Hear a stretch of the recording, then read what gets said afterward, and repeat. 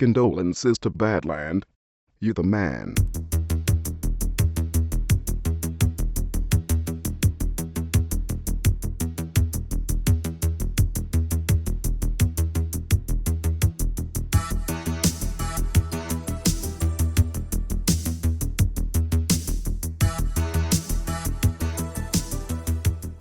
Hello, welcome to the second Xmas special of Chet and Jon's Reassuringly Finite Gaming Playlist. This is our top 20 games of the year each, so you've got to deal with that. My name is John Denton. With me as always, Chet Roivas. Hello! So here's how it's going to work. First off, we're going to rattle down from 20 to 11 each, backwards and forwards very quickly, barely a comment passed on each game. And then the usual, from 10 to 1, games of the year. There's no special rules, particularly, it doesn't matter, we haven't even discussed them if there were. Just games that came out this year. I don't even know why I'm explaining it. You know how these things work. You fucking stupid or what? Let's do it. Well, have you got any? Are there any that you were upset didn't make the cut? Okay, yeah, that's a good point. So yeah, I've got a few written down. I said that Mario was going to be my Christmas game, and it wasn't. I don't have it yet, so I'm sure that it would have ended up high on the list, but I just haven't got around to playing it or indeed buying it yet. But I have no doubt in my mind that it would have been there. Another game that would have probably made it into top 20, but I just didn't play enough of it, was Papers, Please. Really interesting game, obviously. I don't know if we'll talk about it later or not, but really, it's one of those games that's easy to kind of identify as a kind of touchstone for the potential of the medium. It's also actually quite good fun to play. I've played a good chunk of it on the beta and then started again on the final version, but it was the same, so I just stopped and I've never got back to it, but I do mean to. But the actual UI and the physical act of playing it is far more fun than you might imagine, but I wouldn't exactly call it a fun game. And then most of all today, day of recording, I just got the new Zelda on 3DS, and I've almost played enough of it that I was considering it, actually putting it straight into the top 10. I've smashed about 3 hours of it today without blinking, basically. It's fucking marvellous, but I didn't feel like I'd really played enough to talk about it in terms of it being one of my games of the year. It would have been a bit disingenuous, but had we recorded an extra day later, I'm sure this would probably ended up in, if not the top 5, then definitely the top 10. Well, I've got slightly more games than that, but I'll be brief. Right. Far Cry 3 Blood Dragon was a game I loved, and I'm the fact that it's not on my list kind of highlights how frivolous these lists are, because if I sat down and pondered it, I'd realise that it belongs on my list because I absolutely adored everything about it. Killer is Dead's another game I loved. It just wasn't perfect. Killer Instinct is not quite a full game yet. I thought that would actually end up on your list. It basically was until the last minute, and then I thought, no, I think I'll put it on my list next year or something, because I would love what they've done with it. It's not quite there yet. Metal Gear Rising: Revengeance is a game I finished about 3 days ago, and I just, like you, was kind of, I think it ends terribly. But I'll talk about that in the next episode. Splinter Cell Blacklist was a fantastic game. I don't know why that's not in my top 20. The Bureau, XCOM Declassified, I know you didn't like it. I loved it. Gran Turismo 6 was a game that I had so much respect for. As much as it wasn't my sort of game, I kind of almost put that in there. And literally about 2 hours ago, I finished Dead Rising 3 on co-op. Right. And wow, an absolute knockout game. Comfortably the best launch game on Xbox One. Comfortably. But just, I don't know, it's too fresh in my mind. I literally finished it. It's so weird how these lists are. Was there anything that you haven't actually played that you would like suspect that it might have been in there if you got round to it? Only Mario, I think. Really? Yeah, I obviously haven't played the Xbox One launch games, but considering that I don't like either of the Dead Risings, I'd be amazed if 3 turned me around. It would. I guarantee you it would. Okay, but I'd personally be surprised, but we shall see. I will play it one day. Yeah, I don't mean the other ones on Xbox One. I'd be amazed if they ended up anywhere near any sort of game of the year list for me, even though I'm sure I'd enjoy different bits of them. Yeah. Apart from that, I don't think there's anything. Oh yeah, I'm sure that I'm dying to play. In fact, NBA 2K14 on next gen on PS4, but it's just so expensive. It's like £55. I saw today online, and I can't. Because I know I won't play it very much. That's the problem. I just don't have enough time. So I'll only play it every now and then, and I can't justify dropping £55 on it, but it does look fucking good. I've got a brief list here of games that I really wanted to play and didn't. I didn't play Gone Home. I didn't play Need for Speed Rivals, which I have a feeling is going to blow my mind. The Wonderful 101. I played that at preview events several times and absolutely adored it. Pikmin 3. I never got enough time with. Rayman Legends. I didn't play quite enough. Yeah, I didn't play that enough actually. Metro Last Light. Fire Emblem Awakening. Ridiculously, I was really looking forward to that. I haven't played it yet. Gunpoint. I didn't play. Brothers: A Tale of Two Sons. I bought in an Xbox sale the other day, so I'll play that soon. The latest XCOM I never played. Ni no Kuni I didn't play. So there was loads of stuff. Yeah, I did play Ni no Kuni, but I don't like that genre. Although I have heard this, I've been listening to loads of Game of the Year stuff, and there's like a side character. I think it might be played by Rod Gilbert. If it's not him, it's some other Welsh stand-up who sounds exactly like him. And it's a character called Mr. Drippy, but it's fucking hilarious. The clips that I heard, it's just a ranting kind of angry Welshman. And that makes me almost want to play it, but I know, who am I kidding? I'm not going to play that game. As wonderful as it looks. Yeah, I wasn't 100%.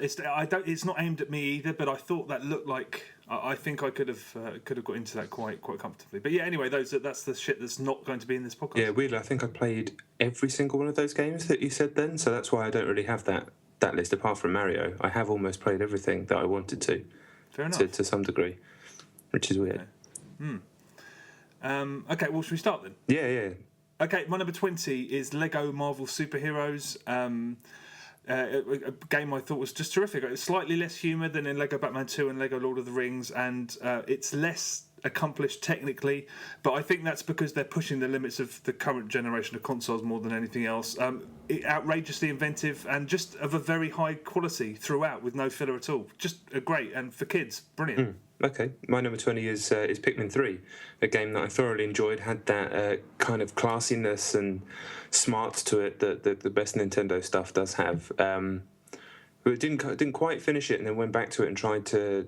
It was just one of those games where you go back 4/5 of the way through a game, and you just kind of lost at where you're supposed to get, especially in a game like Pikmin, because you can drop down into the world and you're left to your own devices or what you. I couldn't remember what to do, so unfortunately I never got to the end of it. It may have got higher had I got to the end of it, but yeah, beautiful game, extremely clever, funny, charming. Not really anything bad to say about it. Recommended.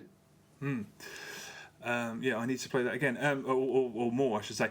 My number 19 is Bridgy Jones, which is an excellent iOS puzzle game. I spoke about it last time when we were talking about underrated games, although it might not have been underrated. Who the hell knows? It's where you build the bridge from one side of the screen to the other whilst being mindful of the physics of your constructions, because the train that passes over that bridge when you're done will lose cargo if you've done a sloppy job. It was really clever, very devious later on, and it looks really, really good. Just get it. It's 69 pence, for God's sake. Okay. My number 19 is Fire Emblem Awakening. You mentioned it a minute ago. A brilliant game, really. I mean, absolutely fantastic for everything from the mechanics of the gameplay. I mean, this is a team that's been doing this forever, and you can tell by all accounts. I hadn't actually played Fire Emblem before. By all accounts, this is the best one. If not the best, then certainly one of the best ones they've ever made. The only problem with it is after about 20 hours or so, I backed myself into a corner that I couldn't really get out of, and that just kind of left me with the option of restarting, or that's about it, really. And as a man with no time, restarting after 20 hours just ain't going to happen. But yeah, almost flawless what I played, really. So engaging and tactical, and even the stuff in between that I'd normally hate, where you're skipping through text and reading stuff. So all of it was really well written and funny. It's by that. I assume it was by 8-4, the people who do most of the translations for that sort of stuff. They're very, very good. Yeah, I mean, I bought that game and I think I've lost it. So if I dwell on that too long, I'll go mental. So I'll have to buy it again. But I'll play it next year, no question. Okay, my number 18 is Luigi's Mansion 2 on the 3DS. Really fantastic, so charming, just a thoroughbred Nintendo gem. Some of the sheen was kind of rubbed off it by the really curious save structure they implemented, which meant that you could not save midway through a mission. Some of the missions were an hour long, and in addition to the fact that there was so much content, I mean, so much hidden stuff, so many secrets, it meant that it didn't really feel like a handheld game. I mean, it doesn't really matter, but for some reason it just tarnished it in my memory, because it just seemed like an odd tack to have taken, but yeah, again, like you were just saying about Fire Emblem, brilliantly localized so that it felt askew, Japanese and English. I mean, a weird sort of mess, but just so endearing. A terrific game. Those sort of minor problems aside. Yeah, it's probably just missed out on my top 20. That one. Enjoyed it. It's quite an inconsistent game for me.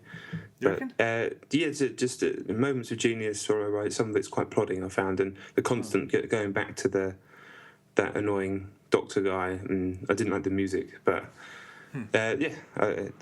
again, like Pikmin. Just moments of genius you don't really see elsewhere. Okay, my number 18 is Saints Row 4. Just tremendously funny at times. Has some standout moments, particularly the beginning and the bit towards the end where different songs play. I won't spoil them. Have you not seen it? But very good.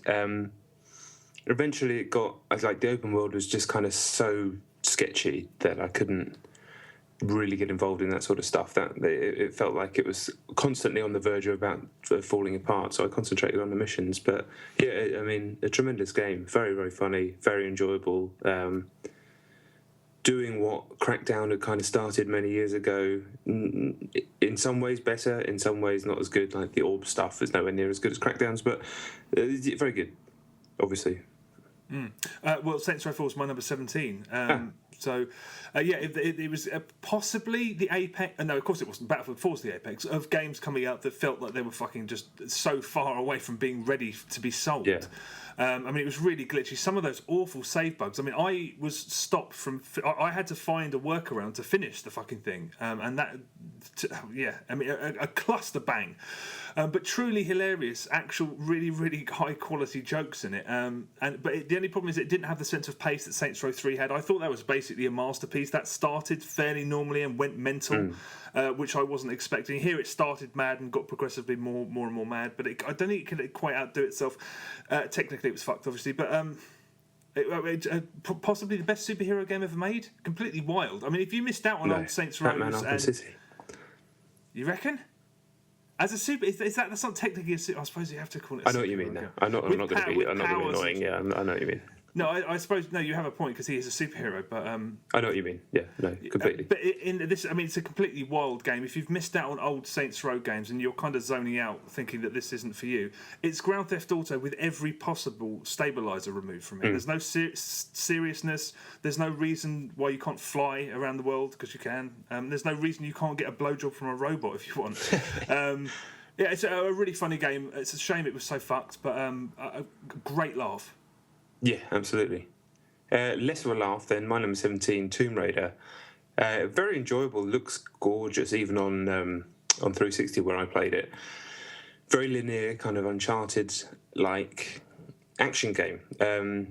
I kind of enjoyed it for what it was. I found it basically quite unchallenging, both in terms of its ambition and just playing the game itself. But that didn't stop it being thoroughly enjoyable. I don't really. That's the thing with this game. I don't really have a lot more to add than that. I enjoyed it. It kind of. I almost forgot. In fact, I did forget it existed. It didn't even appear on this list until I heard it mentioned on another podcast earlier this morning. It's like, oh yeah, that's definitely higher than some of these other games I did at one point have on the list. But just like a kind of breezy action flick for me, that it was great. I'd recommend people playing it. I wouldn't recommend people necessarily paying £50 for the next gen respray of it, but I'm sure most people have played it. It's just one of those games that everybody seems to have played. Well, my number 16, weirdly enough, is Tomb Raider as well. I know what you mean. It's hard to know what to say because, as far as I am concerned, it's just a world class. I mean, it's a world class reboot. I just think that they maintained a level of excellence and class throughout however it went, like 10 hours or so.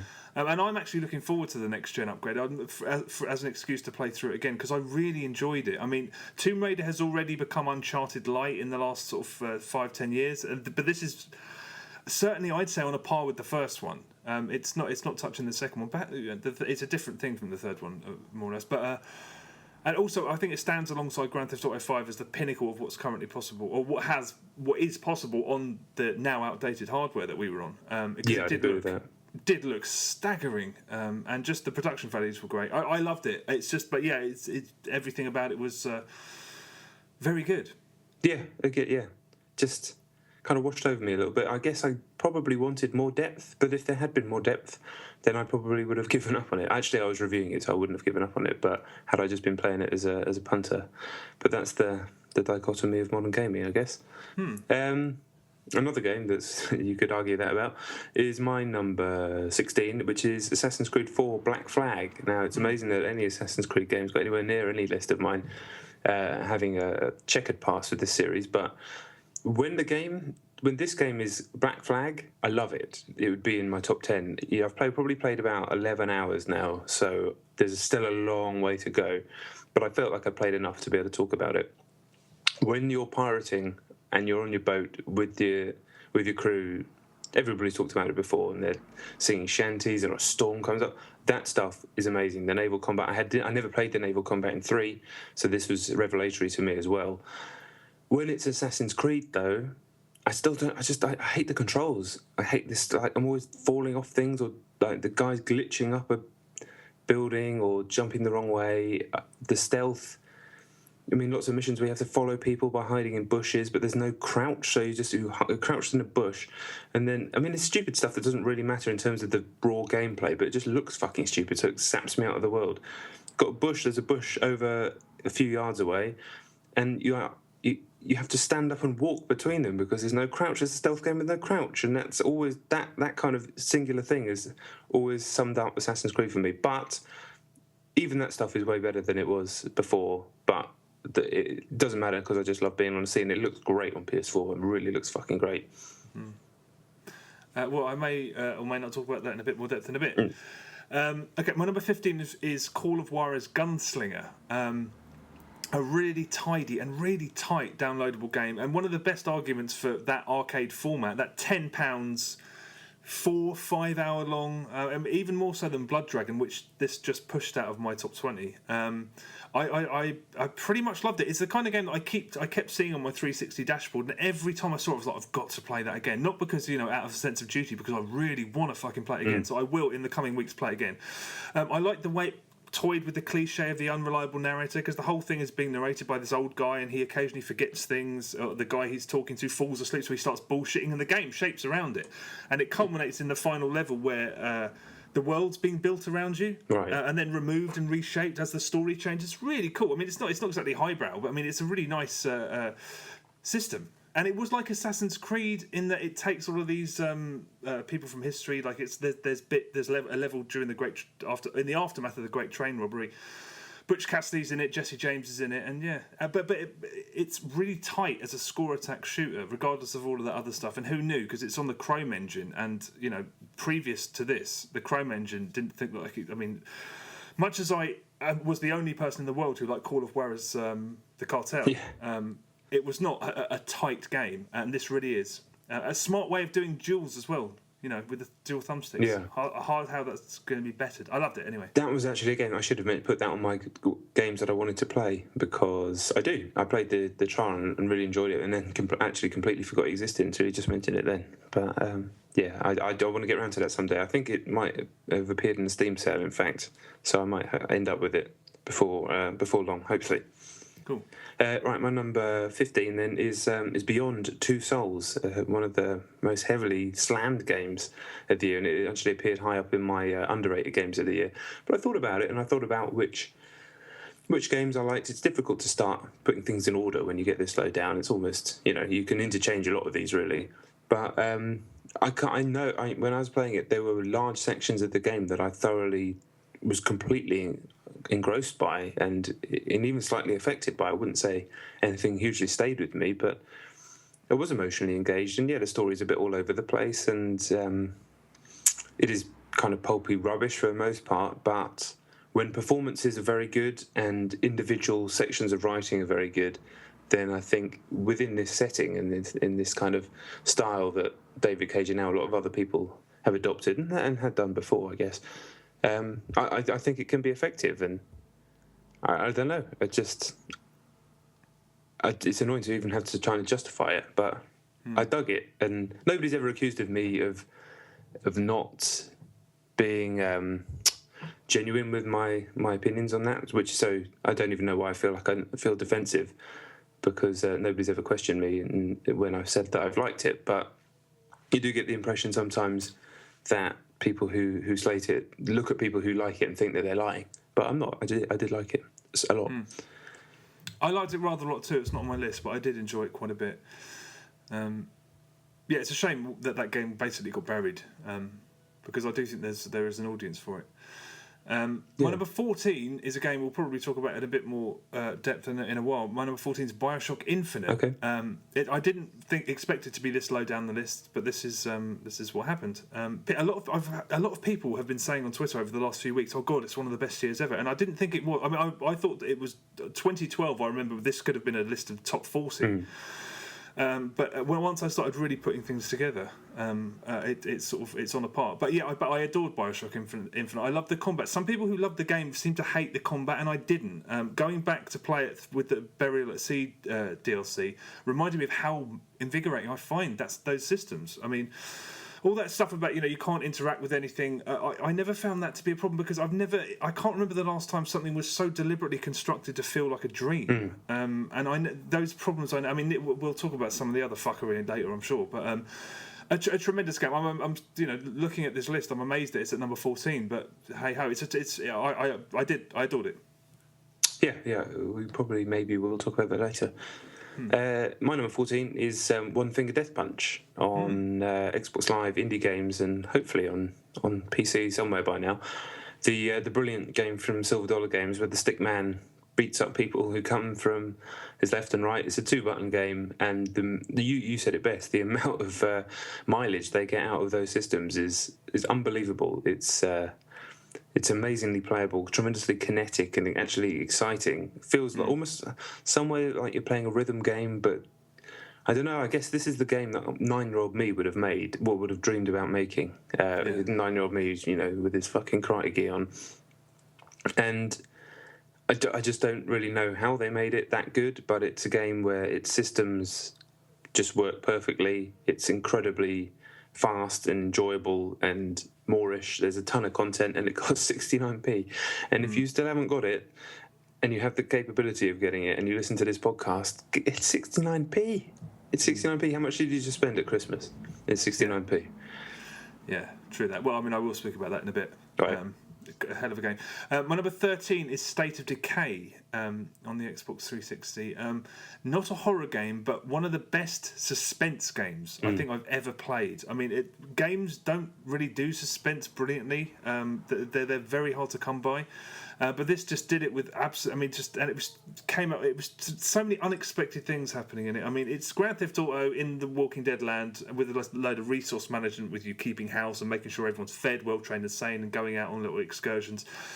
But I had I've been playing it a lot recently again, and a small excursion I went on the other night to get some food turned into a half-hour nightmare because my car tipped while I was hammering it in the middle of nowhere, and I swear to God the neighbours could have heard this sharp intake of breath because it was like no.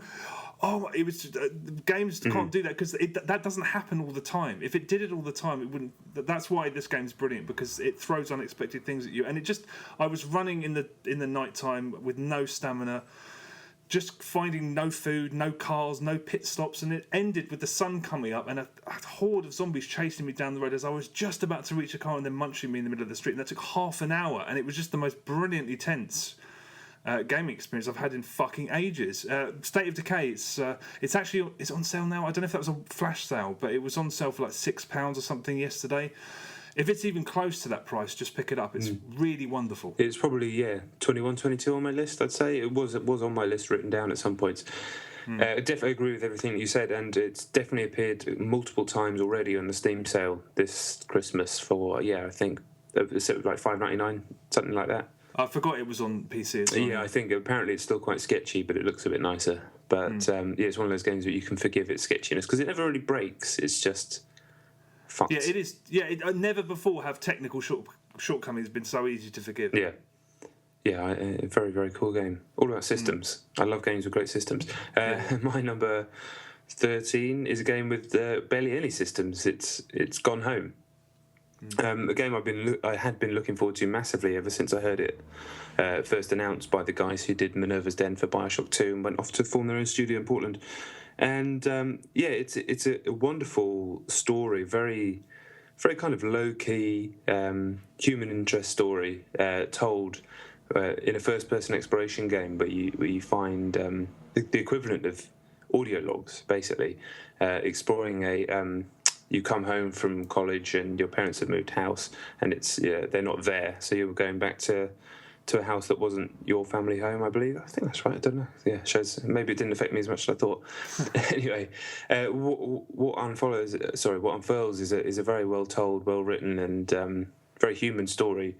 But the game itself plays with the expectations quite nicely. Well, it sort of suggests it's going to be a horror game at some times, and it is quite strangely tense and scary for a game that's not any sort of tense or scary game.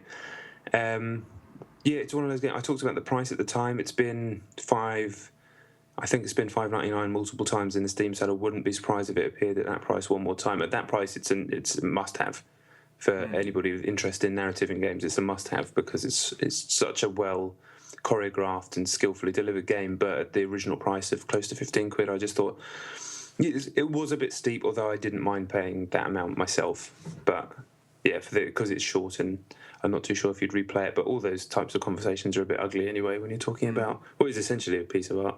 Yeah.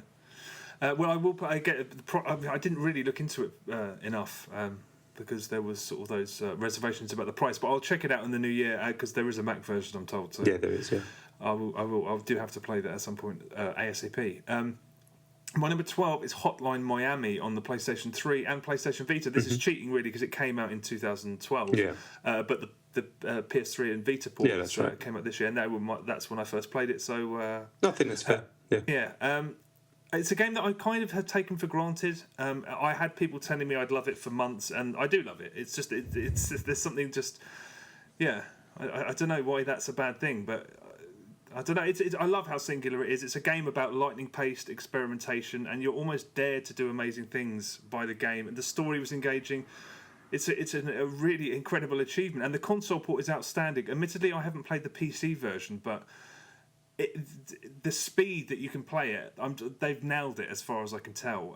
I've seen footage of the PC version running, and they look disarmingly similar. I know some PC.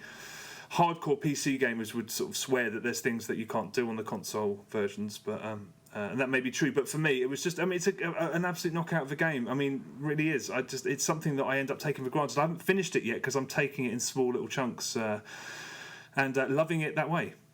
Yeah, amazing game. Would easily be on my list had it not been on last year's for me. But even I played both, and yeah, the differences are minimal between the PC because of the way it controls. You're not really losing anything on console, and I think you're actually gaining quite a lot having it on a handheld if you're playing on Vita. Yeah. It's an essential game. I'm looking forward to the sequel. Another pretty much essential game that didn't quite make it into the top 10 is Gunpoint for me on PC. A brilliant piece of software by one guy, Tom Francis, who used to work on PC Gamer. Made this in his spare time and has now quit to turn into a full-time game dev, and rightly so. Side-on 2D, I guess you call it somewhere between a stealth game and a puzzle game, but it also has some platform elements, but that makes it sound like every boring indie game I've ever made, and it's actually nothing like that, because the main hook of the game is that you can basically flick your mouse wheel and it places everything in the game into circuits, but in a really simple way. Because that, to me, if I hear that sounds like hell to me. But it's actually a really simple kind of, almost like it's very like 80s cartoon sort of way. And you could just rewire the levels to make funny things happen and confuddle the guards and do what you need to do. It's very well written, which is of no surprise to me considering his background. The gameplay is basically flawless. The systems are constantly surprising, and it's only about £6. It's a brilliant game. I mean, and amazing that he made it on his own and just taught himself how to program. Inspiring. Yeah, I'll play that again as well. I've kept away from it because I will pick it up. It wouldn't surprise me if it ended up on PlayStation at some point. Yeah, I'd love to know if that's going to happen. It wouldn't surprise me. I mean, it's a very console-y type of game. Yeah, see, I'd always rather wait. I mean, playing a game on my Mac is fine, but I'd always much rather play it on a console. So yeah, maybe I'll look. Well, I will look into that at some point, like everything else. Okay, my number 11 is The Last of Us on the PlayStation 3. An incredibly smart and often gripping action game that was hurt for me. We spoke about this at length at the time by the critical reception. Right. Just deafening wall-to-wall praise. It seemed like a soundbite competition with everyone saying it's the greatest game of the generation, the decade, the blah, blah, blah, blah, blah. And it was hard not to have that noise ringing in your ears when you were playing it. I mean, I thought it was quite a tremendous game. I loved how unapologetically difficult it was, but I did think it was a tad over long. It did commit some of the sins that I find it very hard to forgive. Only a few. I mean, I think there was 3 or maybe 4 unnecessary and inorganic combat scenarios in the final sort of stretch. And I just that hurt it because it had been so sort of tidy up to them. And I did find it quite disheartening that that there was a burning building in it. It's almost like a cliche of Naughty Dog games. There's always a burning building at one point. But like I said, a really tremendous game that everyone should have played. And that everyone goes on about the ending, but that exchange at the end was a perfect way to end the game, but also kind of summarised the entirety of those two people's relationship. I mean, just perfect. The ending was perfect. And it was a great game. It just tipped it over the edge. I thought it just went a little bit... It did a couple of things that always wind me up. But yeah, I mean, a near masterpiece, definitely. Interested to hear your top 10. My number 11 then is FIFA 14, which is... I've had a weird football gaming situation this year. The Pro Evo came strong when I played it for review offline. Loved it, raving about it. As I've talked about many times on the podcast, the online didn't exist. You couldn't play it. It was broken for a month. Then it came out and it was broken again. And all this time, FIFA was just sitting there being good. Not, maybe doesn't quite have the flair of Pro Evo, but it's just being good. And the next gen version is that, but a bit better. I still don't think... It still doesn't do some of the things that Pro Evo can do. But you've been banging on about it for weeks. I finally this week played Co-op Seasons with our mutual friend Jay, and it was unsurprisingly tremendous fun. And that's what elevated it up my list easily. It was so much fun to play. I always loved playing Pro Evo like that back years and years ago when I was at uni. We used to play 2 players on the same team, go through a World Cup. That was the thing I used to do on a hungover day. And it just reminded me of that. It's just as much fun. The satisfaction of setting your teammate up for a goal is second to none. And I'll be playing a lot of Co-op Seasons and generally FIFA 14 going forwards. I'm still very hopeful for next year's next-gen Pro Evo, but you got to get that fucking shit to work, Konami. Otherwise, I'm one of the few guys that's in your corner. You don't want to lose me. Well, not that it makes a difference to anything, but there's not many of us shouting about it anymore. Yeah. And apparently not many people playing it. When we last tried to play a game, there was nobody on. It was like 10 people. I was surprised. Everyone sacked it off. Why wouldn't you? Yeah. FIFA 14 is very, very good. It's not on my list, but I'm glad you played Co-op Seasons. Did he make you play as Arsenal? No, we played as United. We were going to do like United, then Arsenal, then United, but when we won with United, I think he decided to stick with them. So you can tease him about that. Will do. Okay. Sweet. So that was your number? That's my number 11. Number 11. Okay, right. Well, my number 10 then is Papers, Please. Okay. A strangely nervous and bone-chilling game about choices that manages to be completely unmanipulative. And I don't know how they did it he did it. Is it how many?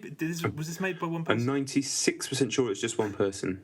Okay, yeah. I mean, I that's what really impressed me, shocked me. It's completely unmanipulative, and I was fascinated by my reactions to it because the other thing is it makes choices in other games seem kind of trite and callous. Like, are you going to shoot him or are you going to shoot him?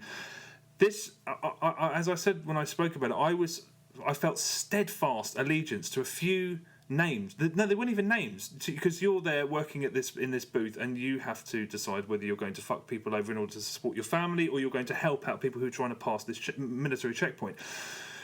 At the end of each day, you see father, mother. So it's just words. That's it. Yeah. There's no pictures on your desk. I was expecting phone calls from them going, "Oh, when are you coming home? Little Timmy's sick or something." They don't even have names, and yet I immediately started to I'd do anything to make sure they were all right. And there was something chilling about it. When I stepped back, I realised I've started behaving like the person I never thought I'd be. And I'd love to know how other people did it. I think it would be really interesting to have sort of a breakdown of how, you know, on The Walking Dead, it tells you how many people did X, Y, and Z.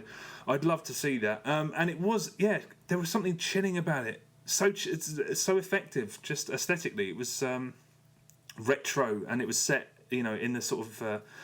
was it set in the early 80s? Yeah, it was, yeah. And it looks vaguely like an old Spectrum game that you could have sort of come across by accident. I mean, it's a fascinating game that I would recommend to people who wouldn't even dream of playing a video game. I'm fascinating. I will play it again in the new year, definitely. Yeah, there's a ton of different endings, aren't there? Apparently, There's no two ways about it. It will get played. It was just one of those ones that slipped out of my focus as the end of the year came in and all the big games came in. But I can't disagree with anything that you said. Having played a good chunk of it twice, it's chilling's the word, and just how matter of fact you start being about the people that are coming up. I started concentrating on trying to do it quickly as opposed to listening to these people's stories, which is the game encourages you to do, and you're constantly, you know, your character that you play in the game is one person, but it's you. What's interesting is you as a player and how you're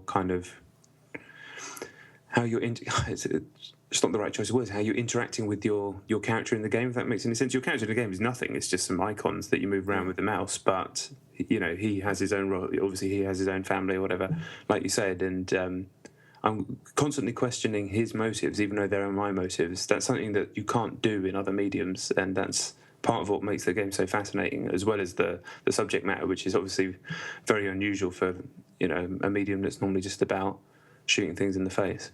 Yeah. If you are keen to play it and you only have a Mac, it's on Mac. I don't know why. I shouldn't need to point that out, but I just thought, just on the off chance anyone's thinking they can't play it, because it's totally worthwhile. You just do it. £6 or something, I think. Yeah, and I'm sure you could get it to run on just a MacBook or something like that as well. It doesn't have any graphics. Definitely, yeah. Cool.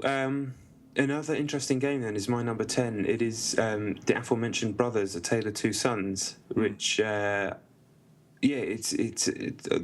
word I used to describe it at the time when I talked about it is elegant, and I can't really think of a better word than that. It's about 3 hours long. A game obviously about two brothers. You control one with one stick and one with the other stick, and their context-sensitive actions are left trigger and right trigger.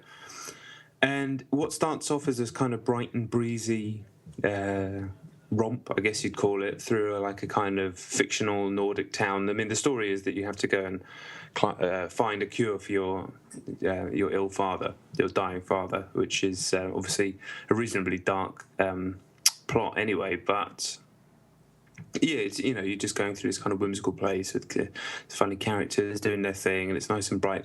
But it soon turns pretty dark, pretty twisted, sort of. At first, kind of Brothers Grimm kind of dark fairy tale, and then just plain dark, plain like very Swedish. I can't think of anything, you know, that kind of edge that a lot of their output has. And by the end, I mean, I won't spoil it because I know you're probably going to play it quite soon, and other people will have probably picked it up cheap over the sale. But by the end, it's an extremely touching game, and it does something. It has some amazingly touching moments, and they execute it in a manner that could only be done in a video game. I was talking about Papers, Please like this before, because they're executed through the controls as opposed to a cutscene or anything like that. And it's almost completely unique in that respect, not just to games, but even as a game. And, you know, I came away feeling like it was just a real achievement. It was quite a singular idea. A team that was clearly, it's like a passion project. Clearly, it was made by Starbreeze, and there's almost nothing bad to say about it. It was even did some interesting things with how you end up controlling the game. It made you use your hands and manipulate the controller in ways that you'd never had before over years and years and years of holding these things, which is kind of cool. But what really stays with you is the kind of elegant tale that it tells. There's no dialogue in the game. They all speak a kind of.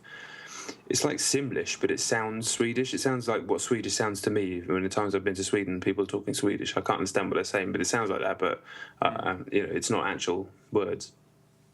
And it's kind of like Ico in that respect, in Eco, whatever, in that it manages to tell its tale without ever having to resort to using words, which I love. I mean, what turns me off about a lot of games, especially games with quite often with twee art styles and things like that, when you have to plough through fucking text and it's badly written, or obviously tedious cutscenes is just hell. So yeah, this is another example of this movement that's probably happened since I'd say the last generation, but even more so in the last couple of years, of smaller, more focused, very well-made games that have a singular ambition and achieve it. And I think, yeah, Brothers, I mean, it's appeared very high in other people's lists in Games of the Year, and I can see why.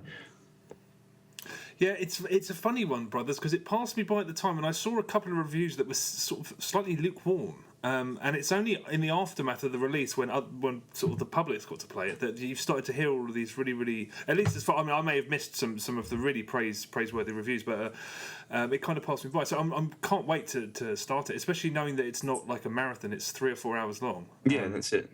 I can't wait to play that. Wicked. Okay, all right. Well, my number 9 is One Finger Death Punch. Cool. I thought, I mean, this could have been my number 1 because, I mean, I've spoken about it at length, so I won't bang on about it. It's basically a faultless action game. It's novel, it's exciting, it's clever. It's 69 pence. I mean, we've spoken about it last week, and I've spoken about it in the past many times. I don't quite understand why this hasn't gone supernova and sold like the clappers, because it's faultless. Like I said, I mean, and I played this 200 or 300 levels. It sustains, like that, yeah. Exactly, and it sustains because it just keeps throwing shit at you, and it's just, by the time it ends, just like that.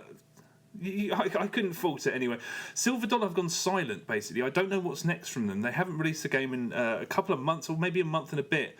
I know they've started using Unity, and they were keen to work on the Xbox One if that was possible.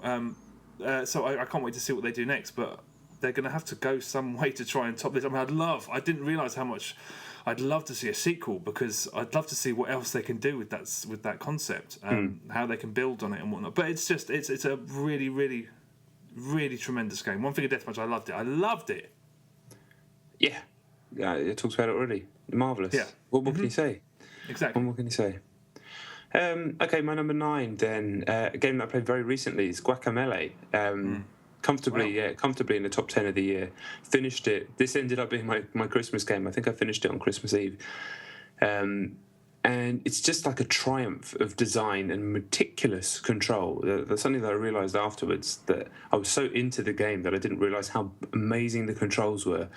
But anyway, it's as you know, and I'm sure most people know, it's a side-scrolling. I'm going to use the word Metroidvania because I'm tired and it's easier to use that word than describe anything else. Basically, a side-scrolling platform brawler, right? Set in kind of Mexican Day of the Dead, with a bunch of like Mexican stereotypes that apparently some people have found offensive, but we talked about those people being stupid. But the things that are most interesting about it are it's the combat system and the platforming, which a game that's side-scrolling platform brawler is what you'd want to be good. It's a combat system initially it seems a bit simple, it's fun, you bash things and then you can kind of grapple them and throw them. But over the course of the game, it morphs into like an extremely robust and technical brawler. And you kind of learn so much about it as you're playing, almost without realising. And then on top of that, it has some of the smartest and probably most technical platforming I've ever played in anything. It's just like it's constantly asking questions of you, this game, and that's what I like it. It's hard, but it's fair. It's constantly asking questions of you. Here's a room with a bunch of guys. Some of them have got the coloured shields on that you need to do specific moves to break the shield before you can beat them up. These guys are throwing stuffs at you. Do you have what it takes to take these guys out without losing your health? A simple, classic gaming question, but they're always quite specific in Guacamelee. And it has a brilliant evade move where you have to time it for an enemy's attack to basically, you almost absorb it and move through it like a focus attack in Street Fighter, and that can be cancelled into and out of at any time. So you start racking up these combos into like 200 hits, grabbing enemies, throwing them to other ones, doing lightning fast spatial.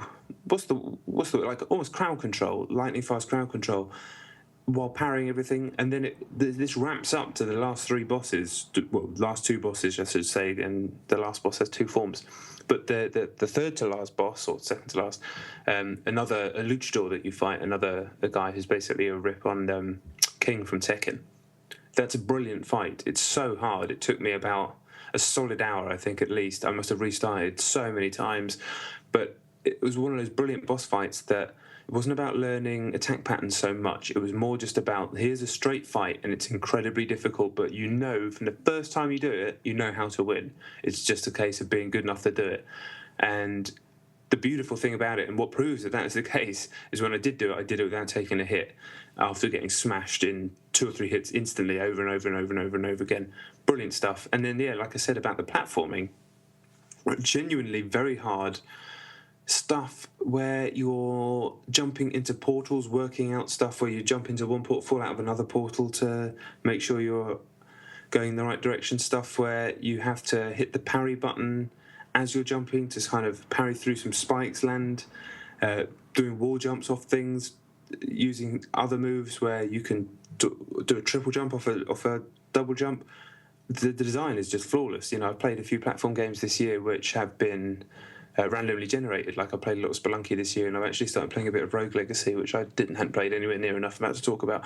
And while those games do tremendous things, there's something to be said for proper pixel perfect design, and that's what this game is. If the writing had been slightly less cloying and irritating to me, I know a lot of people find it funny. For me, it was a bit too like Reddit meme heavy. It just kind of grated on me. I mean, there's not very much of it. I think it would have been even higher up in the list, but yeah, it's like 5 hours long. There's a bunch of stuff to find, but it never really requires you to do any of it. It has all its ideas in a row, and then you fight the bosses, and then it's over. And I got it for free, and not through my job. I got it on PS Plus for free. Brilliant. Yeah, Guacamelee is a funny one. I've got to go back to it because it felt like I was being talked to, but the person talking to me was talking to someone over my shoulder. You apparently, because I just couldn't tune myself into it. I saw what it was doing, and it looked lovely, and part of it was I thought the whole Metroidvania thing was really, really. I don't know. I think I've played too many games like that in the last couple of years. I was totally shut off to what it was trying to do. It was trying to do things, and I was just kind of like, I'm not sure. I'm also very interested in the possibility that things that I'll talk about Soul Sacrifice. Soul Sacrifice. I'll talk about that in the next episode. I'm very interested in the possibility that stuff given to you for free is just kind of me personally. I kind of look for reasons not to persevere with it. I don't know, that might be wrong. On the other hand, I absolutely adored and smashed the shit out of that other Oddworld game. Do you? I do the same with reasons. I think it's more a case of having a big backlog of stuff I feel like I need to play and want to play. And if something gives me a chance, especially when it's been going to me free, then I can quite easily sack it off. I was probably looking for that in this game, but it just never happened. It just kept getting better. And this is a game that gets better and better and better as you play it. There's no doubt about that. Yeah, I will return. I mean, like you, I found the dialogue quite irritating too, which didn't help matters. It gets it's far less frequent as well as you go on. Okay, all right. Well, it's still on my Vita, so I'll play it again. My number 8 is also a Vita game. It's Tearaway. I think it's basically the killer app the console's been waiting for. It's the best game on the Vita that I've played. Actually, no, it's the second best game on the Vita I've played. It's a completely enchanting platformer, hilarious, strangely profound, and like the best games of this year, or the best games ever made. It lasted only exactly as long as it needed to last. Not a second was wasted. And even if you have, I mean, I always had a bit of a problem with the platforming in Little Big Planet. If you shared that problem that I had with that platform, there will be no such qualms about this because the platform is excellent. I've tried on numerous occasions on this podcast to try and explain the way it makes me feel, and I've failed every time. But playing through the game, I felt like as if I was being pulled as a child by an adult. You know, they're leading the way. I'm following them, but I can't describe it. You career through it, and it's completely linear, but there are digressions that you can take. But I don't know. I always felt like I was on the verge of being lost, but never ever was I lost. It's weird. It's a feeling I can't articulate, which is a real problem, seeing as that kind of shit's my job. But anyway, it's a really, really wonderful experience, and just I loved it. And the fact that I just they deserve a round of applause for just being so savvy to bring it out at 20 quid. What a clever move. I mean, I don't know how it's done. I don't think it's fucking broken records or anything, but it's died on its arse, unfortunately. Oh, it hasn't. Yeah. Oh, fuck. I mean, that's the problem. The Vita's the Vita's a problematic machine. I mean, I'm day by day I fall in love with it even more. But Tearaway. I mean, it's wonderful. Oh God, that's a fucking shame. I didn't realise it'd been. It has, but it's also now a pack in, and I think it's going to be held up as a like a marquee title, regardless of its sales. I think Sony likes to have these titles anyway, so I wouldn't worry too much about it. But yeah, I don't think Media Molecule are going anywhere anytime soon. Well, let's hope not. I mean, I loved it. I loved it. Yeah, I mean, I'll talk about it in a minute. My number 8. Yep, is actually Far Cry 3 Blood Dragon, or Far Cry Blood Dragon. I've written 3 on the list. This was a game I actually played in Past the Pad mode with my brother on PC. It's the only game I've done that with this year. And strangely, that's how I played a lot of Far Cry 3. But, yeah, with a game where all the talk in the lead up to it, and even after it came out, was about the style, and it is fantastic. I mean, absolutely. But for me, it was all like this kind of sci-fi take on the Far Cry 3 gameplay made that gameplay even better. It was... I still remember clearly moments. There was a few specific moments where one my bro played and one where I played, where we were just clearing out the bases, like the garrisons that it makes you clear out. Well, it gives you the option to clear out, I should say. And they were the best shootout, the most dramatic shootouts I've had this year. I'd say almost unquestionably in any shooter. Truly. The combination of the weapons, the music, which was fucking outstanding, the AI, the all the different options that you have, the fact that it's completely open, like it felt like I was inside one of the movie, the type of movie that it's trying to portray, and that with the random element of the actual blood dragons themselves, like just fucking appearing out of nowhere and messing everything up, or you directing them towards the enemy, just added an extra layer of stuff in there that wasn't... Obviously, there was stuff in Far Cry 3 where you could use the wildlife against the enemies, and they created a kind of a random element to everything, but the fact that there wasn't any 20-foot dinosaurs in Far Cry 3 made this all the more exciting. And, going back to the style, it was pretty much bang on. It was a little bit, again, maybe a bit like Guacamelee, but way, way better. A little bit cloying at times, a little bit, okay, yeah, I get it. But for the most part, I genuinely found it funny, and it has some cracking moments. And the montage cutscene's brilliant, and the last level is just fucking hilarious. So, just brilliant. I absolutely loved it from beginning to end. A fucking great game. Yeah, I mean, this highlights the problem with this list. Like I think I said, it's thinking about it. I bet if I'd have turned it on this afternoon, it would have jumped into my top 10 because I loved it, and it's still on my hard drive, and it's there because I want to get all of the achievements on it, and I only do that when I want it to stand as some kind of statement about how much I like the game. Yeah. So I do it very, very rarely. I'm an idiot because that was a hell of a that was a great game. I loved it. Ridiculous. Speaking of ridiculous, I might as well mention this. I've just realised that one of my top 10, because I've assembled and reassembled this list quite a bit over the last few days, I've just locked one off without realising it. So that's ridiculous. You've locked one off without realising it? Because I've reassembled them so many times. Yeah. I've got 20, but I've pushed the Frogmind iOS game. I can't even remember the fucking name of it. That's ridiculous. Badland? Badland. It's not on my list. That belongs on my list. That's a masterpiece as far as I'm concerned. It was in my top 5 and now it's nowhere to be seen. I'm an idiot, but anyway, I thought I'd mention that. That was a fantastic iOS game, one of the best I've ever played. Be aware of that game and buy it at 69p, and unless it was free when it was free. Anyway, my number 7 is Mount Your Friends on Xbox Live Indie Games. Basically a classic. Hilarious, and it's something you've never played before, and at the time I said it, and I still kind of, whenever I see it, I'm like, I can't believe no one's done something similar to that before. It's a true game of skill where you're flinging these scantily clad muscle men all over the shop, and before long you start employing the most devious and shithead tactics to fuck over your opponent. I mean, it's a real game of skill, truly, and really competitive. I mean, I didn't go to the tournament in London, which looked like it was quite fun, and I again, I'd like to see what Daniel Steger does with the concept. I like to think this isn't the last we'll see of it.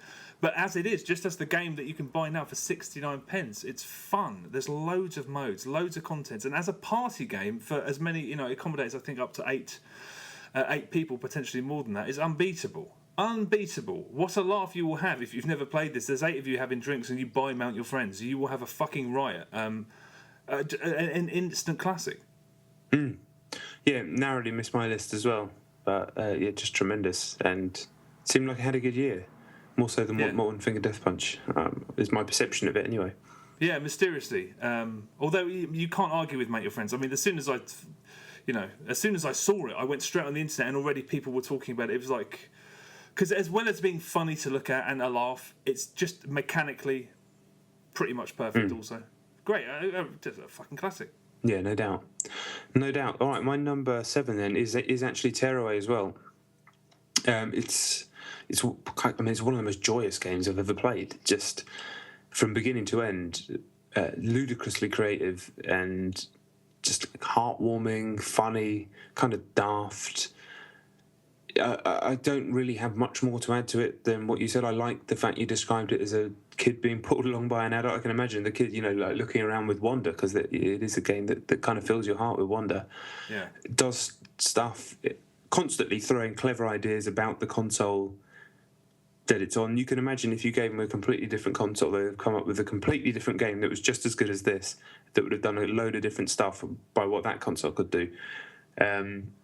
I'd like to see them make up a Wii U game, for example, and see what they could do with that. Anyway, great that Media Molecule kind of proved as well that they can make a great video game and not just like an amazing, creative, sweet. I love what Little Big Planet stood for, but like you, ended up not really enjoying playing it. But this, I like what it stands for, and I like playing it, even though it's not a particularly tricky game or challenging. It isn't Guacamelee. But it appears higher on my list because from beginning to end, I was just absolutely stunned by it. Just constant. I mean, genuine cute grins would come across my face. Like the record scratching bit, for example. It's like where you're scratching the entire soundtrack. Brilliant. Every time I saw my face in the sun, especially when it's like, I'd play it first thing in the morning if I got up with the boy and I'm just sitting in my dressing gown, like, oh, Jesus Christ. So that's the last thing I need to see. And then the ending is just, I won't spoil it, but if you... I wouldn't say with every game that you play, there can often come to a point where you feel like you don't need to play it anymore, or you put it down and you don't, for whatever reason, you don't go back to it. But if you've started Tearaway, you have to finish it. It isn't very long. I'm sure most people who have finished it because it's just such a lovely game. It's so easy to play and it's always taking you somewhere new. But you make sure you finish it because you would really be missing out on. It's not the ending of the year because there's other games to talk about later on, but like one of the truly great endings. And like you said, it is quite profound. It genuinely gave me a bit of a kick up the arse after I finished it. Just a lovely piece of work. And yeah, do you know what I mean? Not only did it die on its arse at 20 quid, people were buying it. It was down to a £5 in Tesco's last week. Whoa! So get it for that. I mean, I feel like you should then mail Media Molecule another tenner. But yeah, just make sure, if you've got a Vita, it should come built in. Yeah, Tearaway. £5? That's ludicrous. I know, £5. Oh, that's kind of heartbreaking. It is heartbreaking, and I'm sure it'll be on PS Plus, and they're an in-house studio. They're not going anywhere, so I'm not worried about them. It just sucks that this is the way it went down. But like I said, it's also a packing game now, and as I said, I know Sony does like these flagship games, so hopefully. Yeah. But that also might mean we might not see a sequel, but I don't know if it needs a sequel. It's just a wonderful standalone game. Exactly. I'd like to see what else they come up with. Yeah. To be honest. And it is really nice to know that Sony are not fucking Activision. They're not going to have them trying to make a shooter. So hopefully they're making giving DLC for exactly. Yeah. I don't speak too soon, but yeah, I'm sure that won't be the case. I'm sure. I mean, Sony seems to be quite good like that. Okay, well, number 6 is Assassin's Creed Black Flag. The Trumps. Assassin's Creed 4 Black Flag. I like the Assassin's Creed games. I've liked them the longer they've gone on. So my favourites were 3 and Revelations, because I really like the way they tell that story. The Desmond Miles stuff can go fuck itself, and that's part of the reason I love this so much, because all of that shit is chucked in the bin because he passed away at the end of 3, which if you didn't know, I'm sorry. It's a game I got completely and utterly lost in. It's escapism of the highest order, the purest, in its purest form. And I did it more than once, and I did it just last week at my friend's house. And I am not the kind of person, things like Twitch, I don't understand. I feel like a fucking granddad trying to understand why any human being would sit and watch another human being play a game. I don't understand it. I'm out of touch completely. But when I was around Joe's place the other day and he was playing it, we sat there and I was basically acting like his co-pilot. And we were just out on the seas causing carnage and getting into rucks. And it was just so brilliant. The purest form of escapism. We were there. The shanties and the fucking music and the fucking sound of the ship makes when it rocks from side to side. And the sound design is amazing. Yeah. If this doesn't win awards, something's very fucking wrong. There is no justice. That naval combat is the beating heart of it. I mean, I said that was the best thing about Assassin's Creed 3, so it's no surprise that they sort of cottoned on to what people thought about it and have made it the sort of central. It's the beating heart of the game. So when they uproot again for Assassin's Creed 5, it's going to have to survive its heart being ripped out, unless it's more pirating, which is what it should be. It should be Black Flag 2, which I can imagine if they bring out Assassin's Creed 5 and it's something else without naval combat, they'll probably the next game after that. I mean, because I can't imagine. It's like you can't go back to the old Assassin's Creed after this. I don't think you can. Yeah, it's difficult because I know what the next one is, but I can't say. Oh, really? Okay, Yeah. all right. Well, I mean, the thing about Black Flag is that I loved almost everything about it. I mean, I don't have the problems that you have.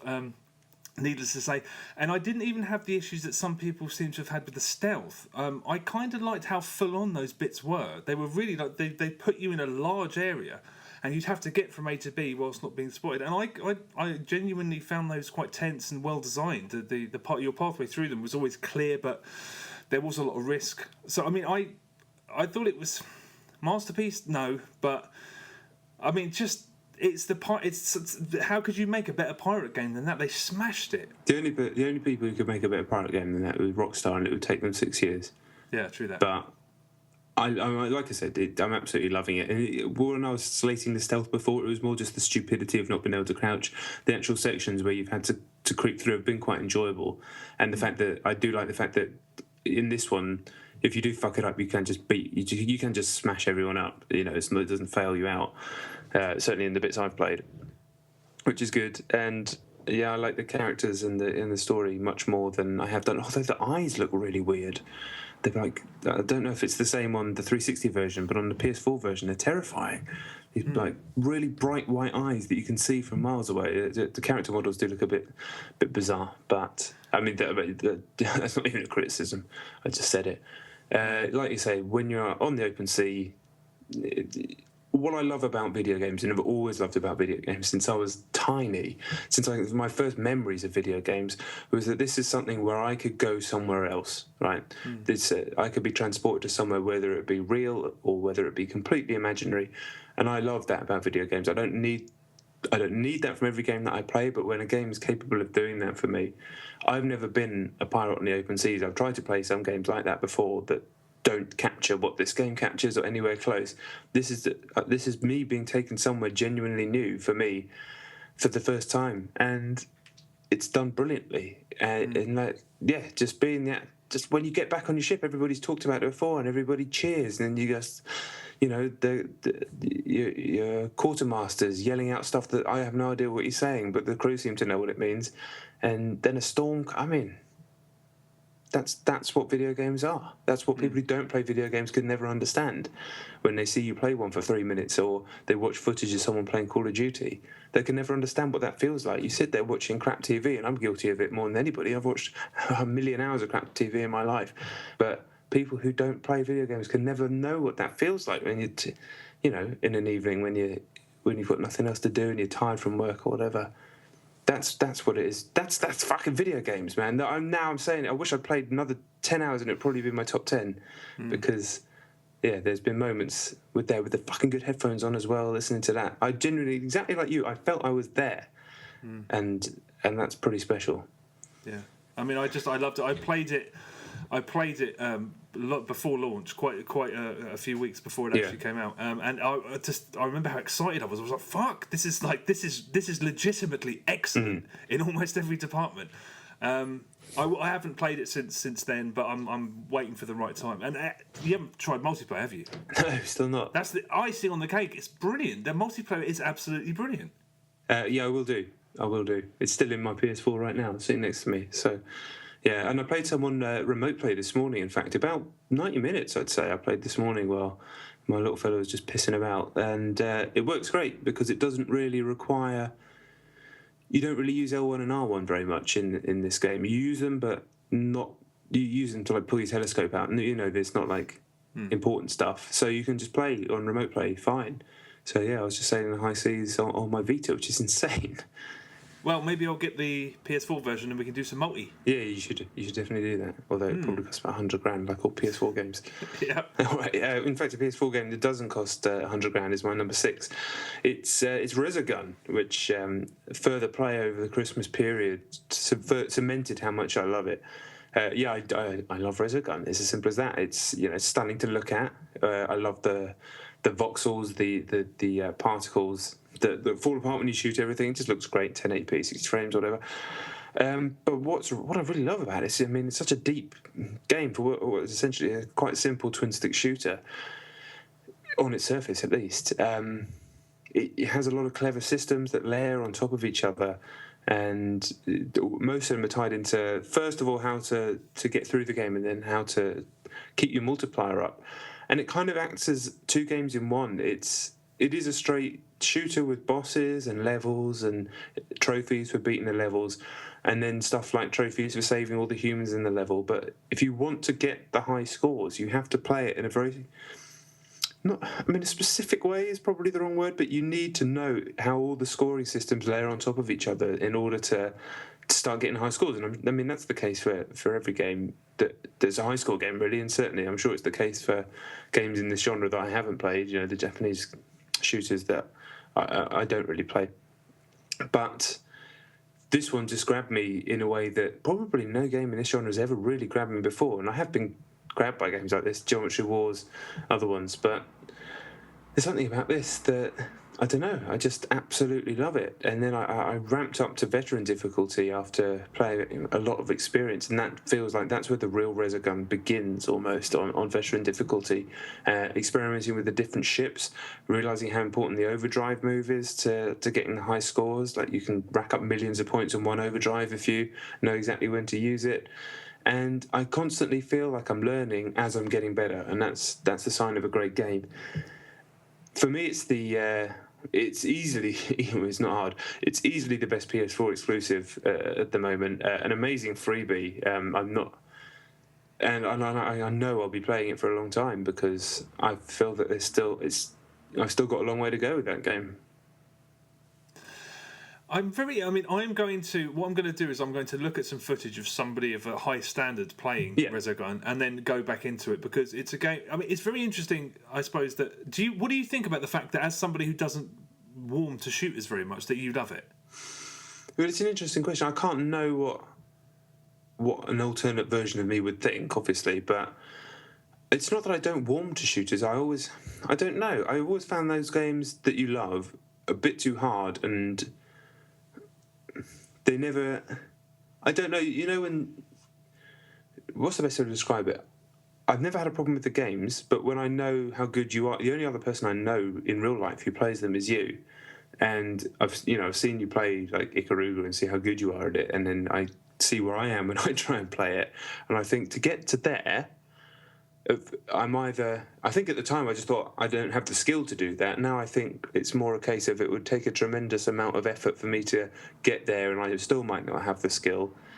So would I be able to put in that much effort? But with Resogun, I felt like everybody started on an equal footing, because there's the skills involved to be good at getting high scores aren't like bullet hell dodgy skills, if that makes any sense. Yeah, right. It's more about the specifics of this game, about the boost essentially, and thankfully I played a lot of Super Stardust Delta a week before the PS4 came out, because I had loads of train journeys, so I decided to buy it on Vita, and that kind of taught me the Housemarque style, the Housemarque style of this genre. And there's a lot of Super Stardust in Resogun, and then that coupled with watching the Giant Bomb Quick Look, which basically taught me all the weird systems in the game and what they meant and how to do it with saving the humans and whatnot. So I went straight in with a bit of an advantage there. And then doing exactly what you said you're going to do, watching a video of high-level play. There was one on the Rollmuck forum, I think. I mentioned it before. And when I watched that guy play, I was like, that's how you play. And then ever since then, I've never really looked back. And there's been a really good thread on the Housemarque forum, actually, which is like the one, I think he's either the community manager or he might be one of the designers, has basically put in a secret about the game every single day and ways that the scoring system works and stuff that you'd never even know, or very few players have discovered. And it's just more layers and layers and layers. Do that. Do watch that video, go back in. If it still doesn't click, then it still doesn't click. But I've almost been trying to doubt myself at some points, maybe thinking maybe it was the fact I just got the PS4, maybe the fact it makes such a good impression of how it looks. But no, I do genuinely love this game. It's an interesting one because it did. I found it very difficult to connect with. I mean, that sounds like something would irritate me already. That the idea that they're sharing secrets of how the scoring structure works, because that would drive me insane, not knowing exactly what I was doing to try and earn more points.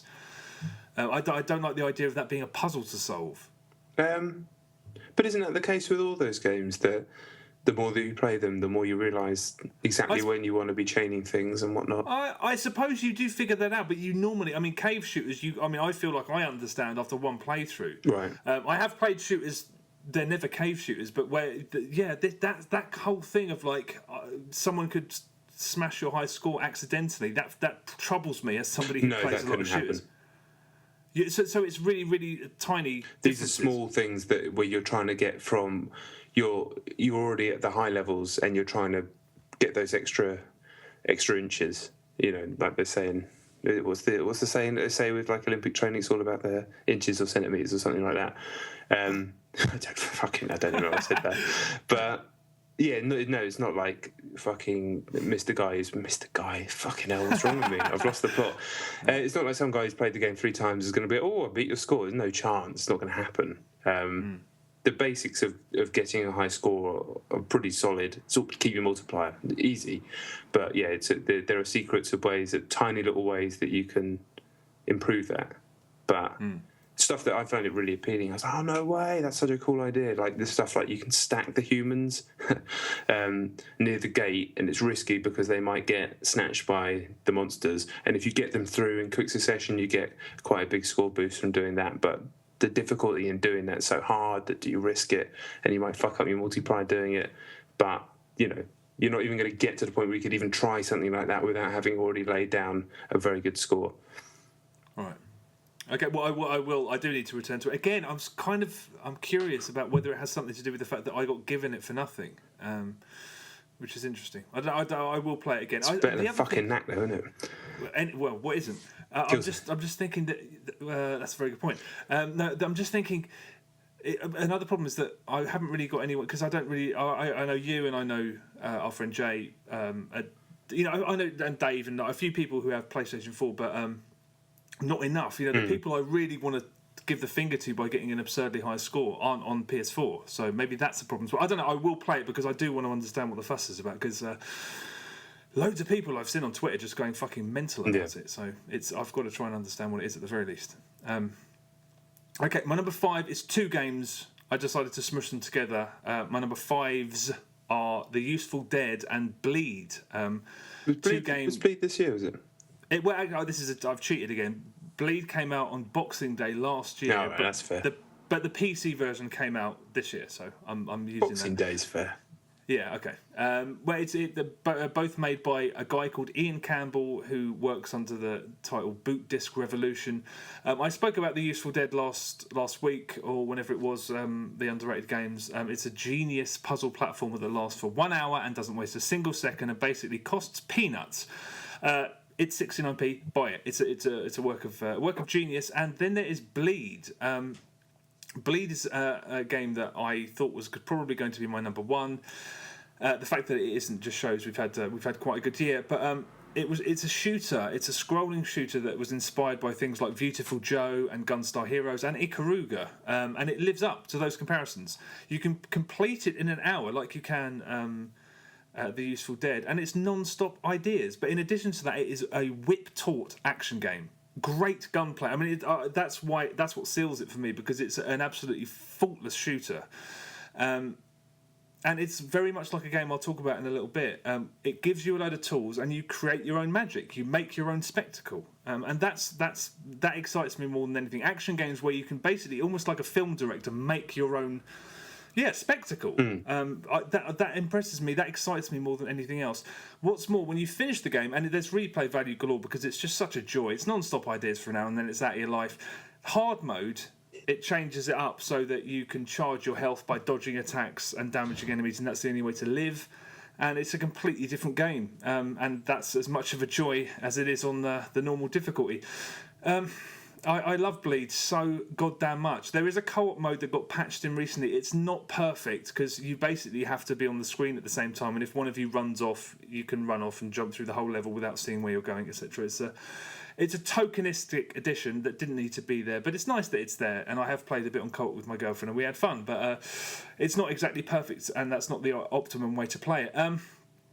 Yeah, they're both available on PC, Bleed and The Useful Dead. Their natural home is Xbox 360 indie games because they're really they're nothing if not quintessential console games. I know it's difficult to discern what the differences are, especially in this day and age, but Bleed especially feels like a classic Super Nintendo fucking platform that you played back in the day. It was one of the best games ever on the Super. I mean, Bleed. I love Bleed. I absolutely love Bleed.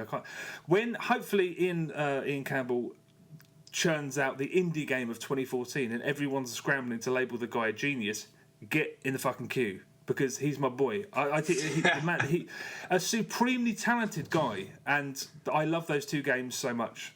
Bleed especially, and Bleed is like, it's my number one really. But it's not your number one. But it's not my number one, exactly. Yeah, I own Bleed and I played a chunk of it and I loved it, and then I forgot to go back to it, and then I forgot it existed, and I forgot to buy The Useful Dead, so I'm a terrible person. Mm-hmm. But I will endeavour to do both. Yeah, Bleed is just, I love it. Yeah, I did really enjoy it. Really enjoyed it. Okay. In a similar vein, I guess, but slightly different. Another game that I certainly banged on about a lot this year. So my number 5 is Velocity Ultra on PlayStation Vita. Amazing 3 Vita games in my top 10. Obviously, I call this game perfect. In many ways, this should be my number one, but it's kind of, it's probably not just by its own limits. And this was originally a PlayStation Mini, so that's not to say anything bad about it, but it doesn't quite have the scale of some of the games I'll talk about later. But yeah, it's what seems like it is essentially a scrolling shoot 'em up in the vein of a million other games that you've seen since the 80s, is actually a brilliantly designed scrolling shoot 'em up that is also a puzzle game, almost a racing game at times, and is centralised around this teleportation mechanic that allows you to quickly teleport anywhere on the level, on the screen I should say, by holding square, moving a cursor and then letting go, and then you just appear there. That works in shootouts, but it's also a central part to the game because the game constantly scrolls upwards, and you can accelerate that by holding the right trigger. There will be sections where you'll get to like a wall, and then the level will continue to go to the left, and you have to teleport into that section. Simple stuff. When you see it, you could get it straight away. That's one of the great things about Velocity Ultra. But yeah, it's just layered like an onion, this game. It's so well designed. I finished it, went through the whole thing, loved every single level, uttered the word, like you did with The Useful Dead, genius constantly. every new idea is like, that's fucking brilliant, that's amazing. They get so much mileage out of these systems. But then when I went back through it, and I've talked about this before, I decided to go back through it to start trying to get gold in every level. I just thought I'd start doing that to see if I could be bothered, because I'd enjoyed the game so much. And that's when I realised two things. One, that's where the game begins, and two, that's why it's called Velocity, because everything has to be done with that button held down pretty much, and the whole game rattles at a pace that it never does when you play it for the first time. And I still feel, I think I've almost golded every level and got 3 stripes gold on every level, and I still think that there is more for me to do. I still think that, I should be conquering the leaderboards, I should be getting every single little bonus icon in the level, some of which are buried in a ship-sized square in the scenery somewhere that you can only see on the map, and you have to teleport at the right time. A masterpiece of design from a studio that I'm very, very excited about, Future Lab down in Brighton. Full disclosure, we kind of chat with those guys a bit now, so I don't care. The reason we chat with them is because I banged on about their game beforehand. So I'm very, very excited for the sequel that's coming out next year, which includes side-scrolling platforming stuff, which, in the same vein as the top-down stuff. I played it at Eurogamer. It was brilliant what I played. Very, very excited. That could well be one of the games of 2014, so keep an eye out for that. But yeah, if you haven't played Velocity Ultra, it's now out on PS3, PlayStation Vita, and Steam. So get involved. You won't regret it. I can almost guarantee that everybody who plays it will love this game. Yeah, I'd say something similar. Velocity Ultra is actually my number 4. I don't really have a massive amount to add to what you said. I mean, you said early on that you thought it was perfect, and I played the game on PlayStation 3 and loved it to bits. And over Christmas, because I bought the PlayStation Vita version almost immediately and toyed around with it a little bit, but I started it again on the Vita over Christmas, and I thought, I'm going to pick a hole in this. It can't really be perfect. I don't know why. I don't know. Just as I'm gonna look at this and think, what could they improve upon, and what could they bring to the table in Velocity 2? And on the second level, I was about a couple of minutes into playing the game, and I realised there is something I changed. There is a fault. The guns are essentially useless. You can fire the bombs which you use with the right thumbstick so quickly, so rapidly, that using the guns by pressing X is basically useless. So I just thought, there you go, there's a problem. And then I think it was on level 13 or level 14, the enemies started to move so quickly and so erratically that I couldn't use the bombs. That's right, I was just about to jump in and then I realised where you were going. I will shut up now. Yeah. I'm not going to bother to I mean, it does feel better on the Vita. The PS3 port is masterful, but its natural home is the PlayStation Vita, clearly. And yeah, just play it. It's like a comedian coming out on stage telling 50 amazing jokes, dropping the mic and then fucking off. It is, perfect is a great way to describe it, really. Really, quite something. Yeah.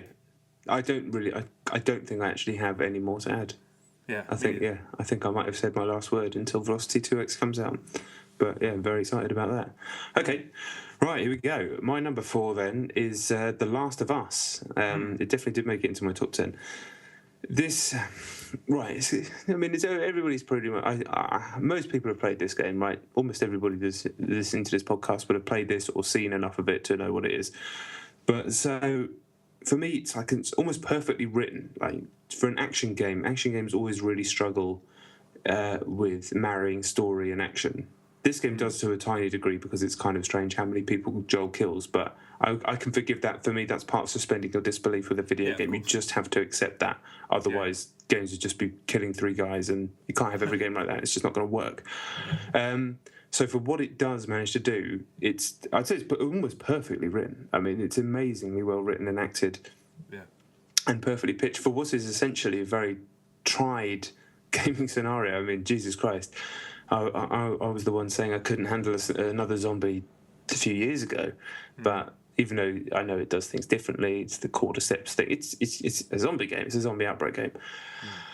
It's obviously incredibly exciting, intense. It opens with a bang, the likes of which I don't think I've ever experienced. I was genuinely moved by the beginning of that game. Obviously, I'm a dad myself, and It's fucking annoying when people say that. I know it's annoying. Oh, if you're a parent, because I know some people weren't affected as much as other people, or whatever, by the beginning, and other people have replied, "Oh, if you're a parent, you know this." It's incredibly annoying to hear that. It was annoying before I was a parent to hear that, because there's no way you could ever know, and B, it's just an automatically condescending thing to say. However, it did affect me, regardless of whatever circumstances I'm talking about.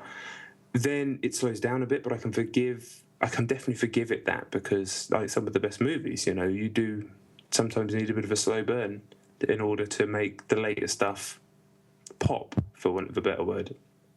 And to by God, does The Last of Us fucking pop? It has, it has moments later on which are definitely some of the most shocking of not some of the most. They are the most shocking moments of the year in games. Like some of the cuts between the seasons. Obviously, the game's told over the course of 4 seasons. I don't want to spoil it, but there's, the end of one season in particular is just like someone running up and just fucking towing you in the throat as hard as you can. I guess, the gameplay itself is fantastic. It's this kind of loose stealth with very, very quick, violent action. I much prefer the stuff where you're dealing with humans than when you were dealing with the infected. I'd say those are the bits that, for me, let it down ever so slightly, and probably why it appears at 4 instead of 1.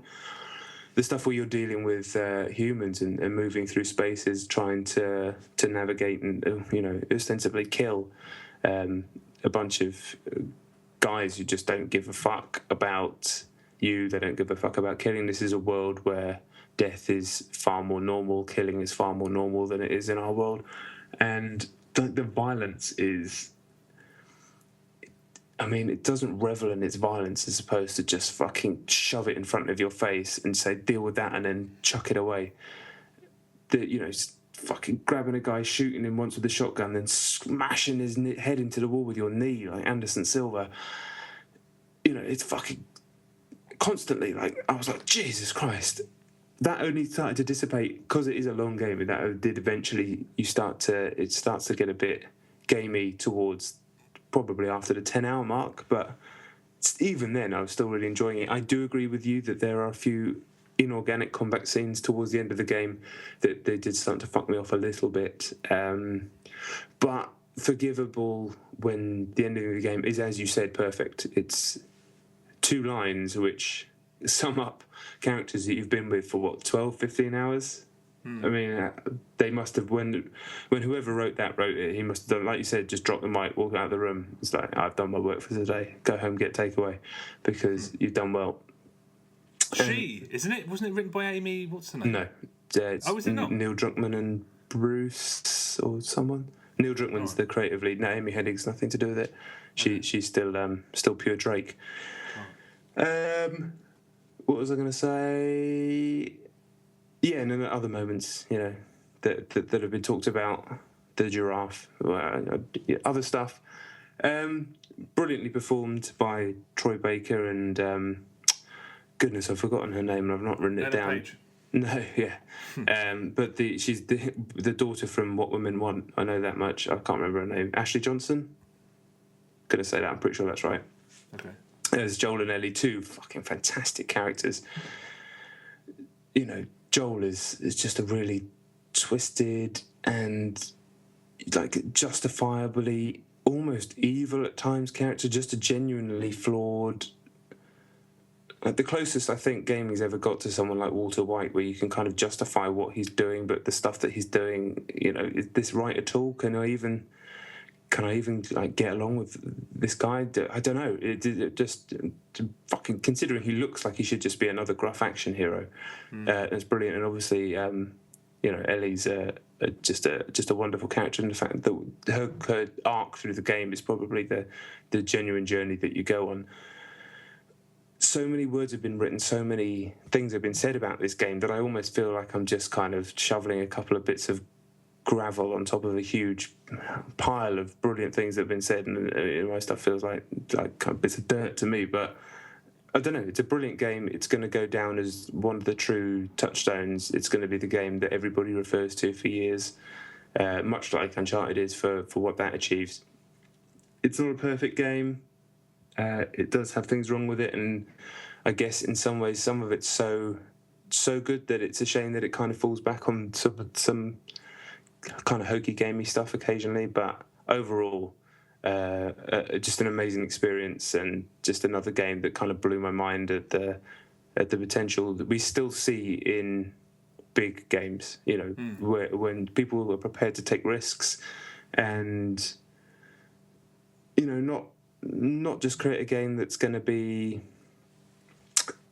focus tested and designed by committee, and so many games, and those games always fail. That's the thing, those games always fail, whereas it's just a ballsy move from Sony to allow, admittedly, an incredible studio, so it's not that ballsy when you go, this unbelievably big, talented, rich studio, can we make a game about zombies? Okay, it's not exactly like they've asked to make an art house black and white French game, but still ballsy, ferocious, terrific, and essential. Yeah, I mean, it was lower down on my list, so I felt almost exactly the same about it as you did, and it was unafraid to be. I mean, it kind of haunted, and it was unafraid to be unsettling, and yeah, I mean, it was an unusual experience. Like I said, I mean, the barrage of praise was a problem for me, and the sort of I did think they did just go a little bit overboard. I mean, these are tiny. This shouldn't be a significant slight on the game. I mean, I thought it was. That one thing that I do find fairly interesting is that everyone I talk to about it, I've been talking with a lot of friends about what their favourite games of the year. That obviously has come up, and we all remember the story beats, but not really the game. Yeah. The gameplay. I mean, those guys there's no competition in terms of the fact that they wrote a story as well structured and as compelling as that. I mean, I like the guys and the girls that write Assassin's Creed. I think those are really interesting. But there is no competition in terms of writing. But it's been that way since Uncharted 2. They've just somehow mastered about telling a story like that, but balancing it with gameplay. I don't know. It's a wonderful, wonderful game, and it's a shame that it's only available on one format. But adults as well. I mean, and not in the traditional sense. I mean, it really felt like I was. Yeah, I felt like I was watching something. Yeah, I suppose Breaking Bad's a good comparison. It's I don't know. It confused me. I mean, it confused me at the time because I loved it so much at the same time as. I don't know. It's a great game. Truly a great game. I was so lucky. One of the luckiest situations of the year for me to have been able to play that before it came out. Good 2 or 3 weeks before it came out, without any of the noise that like you say surrounds any big release. That was cool. Yeah, I bet. I mean, I adore it. Okay, all right. Well, my number 3, I have almost nothing to say about my number 3. My number 3 is Super Mario 3D World. I mean, I tried to string out as much as I could say last time on the last episode, a couple of weeks ago when I spoke about it. It's quite absurd. I mean, the only way to legitimately talk about it is to spoil almost all of the things that it brings to the table, which is a level. I mean, it's like watching a compilation of the greatest trailers of all time. I mean, some people have suggested that means that there's sort of that if you want depth from it, it doesn't have that because it's just throwing relentless things, new systems, new ideas at you, and it's non-stop. I mean, it's crazy.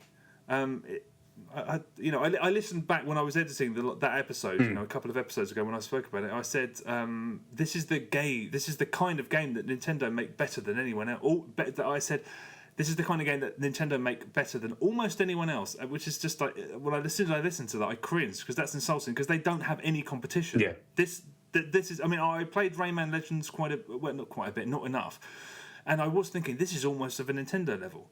Playing this, no, it wasn't. I mean, this is just it's a lot of places have given. I mean, Eurogamer gave it their Game of the Year today. The Guardian, admittedly, Simon Parkin works for both, and he was part of both of the people. He was part of that decision in both situations. But it really is. It deserves. It's a shame that more people aren't going to play it. It's so difficult because as soon as I started playing it, it's like this is one of the best games of the year, and I can't describe why because to describe it is to spoil it. I mean, it's just what can you say? Nothing. I'm still very excited to play it. I'm very excited to play it. Yeah, I'm looking forward to it. Well, I don't think it will age badly, but don't leave it too long because it will start seeming inessential, and it is not that. Yes. Well, after playing Zelda today, and I was always kind of trepidatious about this version of Zelda. I'll just chat about it for a very brief minute.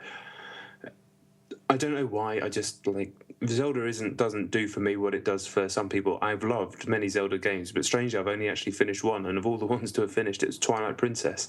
I haven't finished Ocarina. I didn't finish Wind Waker. I got very far in all of these games.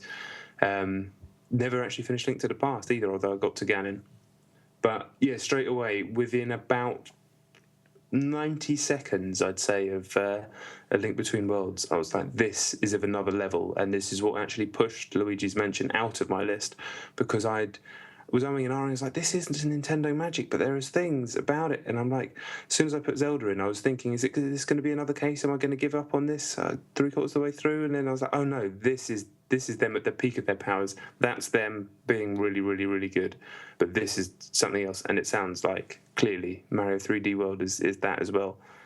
When they're going full on ham, as people say. Ham? Hard as a motherfucker. Oh, is that's what children say. Yeah. Oh, right. Okay. I had to Google it. Yeah, it's. I mean, but I mean, it's that crazy. I mean, Galaxy 2 did it as well, but not to this extent. It's just. It's ceaseless. It's like a ceaseless barrage. It's almost too much. You're just like, now what? Surely you're going to expand on this amazing, ingenious idea that's never been done before. They don't. They chuck it away like it's shit. I mean, it is. When Nintendo are firing on all cylinders like this, I don't. The fact that the Wii U isn't in everybody's house just makes me want to fucking tear my hair out.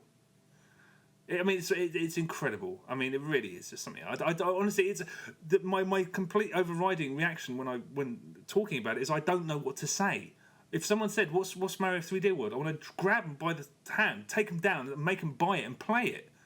Because to describe it in any decent sort of to be explicit about what's so great about it, you end up spoiling it. So I won't. Just go and buy it. Go and buy a Wii U. It's worth it.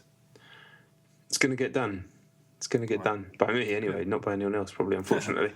Yeah, okay. Right, my number 3 then is Bioshock Infinite, a game that obviously appeared a bit lower on your list than you thought it would, but a game that's been, almost as I think it's almost become the poster boy for the game that's called a hate for 2013. Not for me though. It's a game that I awarded it 10 out of 10 for Games TM. It was another game like The Last of Us where I was lucky enough to have been able to play it before it came out, before anybody was talking about it, which I think, that 10 out of 10 came from my heart. And the reason why is it's bizarrely a game, I mean, it truly stayed with me and it affected me on an emotional level. And I've still not quite worked out why. I mean, I've been thinking about it since it came out in March and I've not really worked out why. And it's like, okay, you've got this story about these two people and it's kind of like father-daughter dynamic going on. I was like, is it because I'm a dad? I was like, no, it's not that, and it's not. I don't think there's even anything relatable about it. And I think it. I mean, I can't really describe it, but I think it was just. I felt like I was transported somewhere else, but not like Assassin's Creed where I'm transported back in time, or not like Halo where I'm transported inside a, super soldier and I feel like a fucking hero. I felt like I was transported into someone else's dream, and that's a feeling that I'd never really had before. In fact, that's not true. The only time I've ever had that before has been watching Inception, but obviously there are very obvious parallels between the two pieces of media. And by the time the game ended, my mind was completely blown. I barely even understood what was going on, but I managed to follow it, and I just felt like I was being pulled along by it. I know some people have gone back and pick different bits apart, and that's fine. You obviously do what you want. I'm not saying anybody's necessarily right or wrong. If you've played the game and you didn't like it, then as with anything, by all means. But I know there's some like prevailing arguments and kind of consistent arguments that come up against it. One which you've addressed already, which is the combat. Fair enough. Like, I get it's not Halo, it's not Far Cry 3, it's not the best shooter that's ever been made, but like you say, having gone back to it, I went back and played it this week on PC, and I'm including the Burial at Sea DLC in this chat. Having played that recently as well, I do think the combat is actually very fun. It's got a reasonable amount of depth. It fucking feels great to me. It's really snappy. It's I love the way it has instrumental stabs when you take out enemies, and that works dynamically with the soundtrack. The vigors are fun to use. There's ways of comboing together, which is something you learn as you play more. You realise how important laying traps is, and the skyhook sort of Skytrack stuff is fun, and that hasn't been done anywhere before. I do have slight problems with the way they handle death in the Bioshock games. I think it does sap it of some of its tension, but nevertheless, I know it's not. I don't even apologise for the combat. I genuinely did enjoy it, but what I do love about the game is it's more the journey, I'd say, than the story itself. It's more how I felt when I was just lost in this dream. I mean, that's exactly how you described it. The other classic criticism that I've heard a lot, less so from UK people, and something that actually come out of America a bit more in some of the other things that I listen to, is that it brings up this kind of race and class struggle and uses racial politics as set dressing. I guess some people have complained, and they feel it does it. They kind of use it in a disparaging way. And I just think it's someone mentioned it once, and it seems like other people have just jumped onto that because it's a cool thing to say, and I don't think they really quite understand what they're saying, that it uses this cheaply or something. I just think this is a completely redundant thought process. I don't think the game ever purported to do anything like that. It never set out. It's not a political statement of a video game. It is used as set dressing, but I don't think that's necessarily a negative thing. It's just, if anything, when it does do that stuff, it's kind of just cementing Booker's guilt. This is a game that's narrative is driven by one man's guilt, and whether or not you believe everything that's happening in the game, or you took it, as I did, as a parable. I took the whole game as a parable as I was playing it before I even went back on Reddit and read reams of interesting stuff about how the whole thing's constructed and who all the characters are and how everything ties together. I never thought it was real when I was playing. I never thought any of this was real, and I just thought it was about one man's guilt for what happened when he was in the army.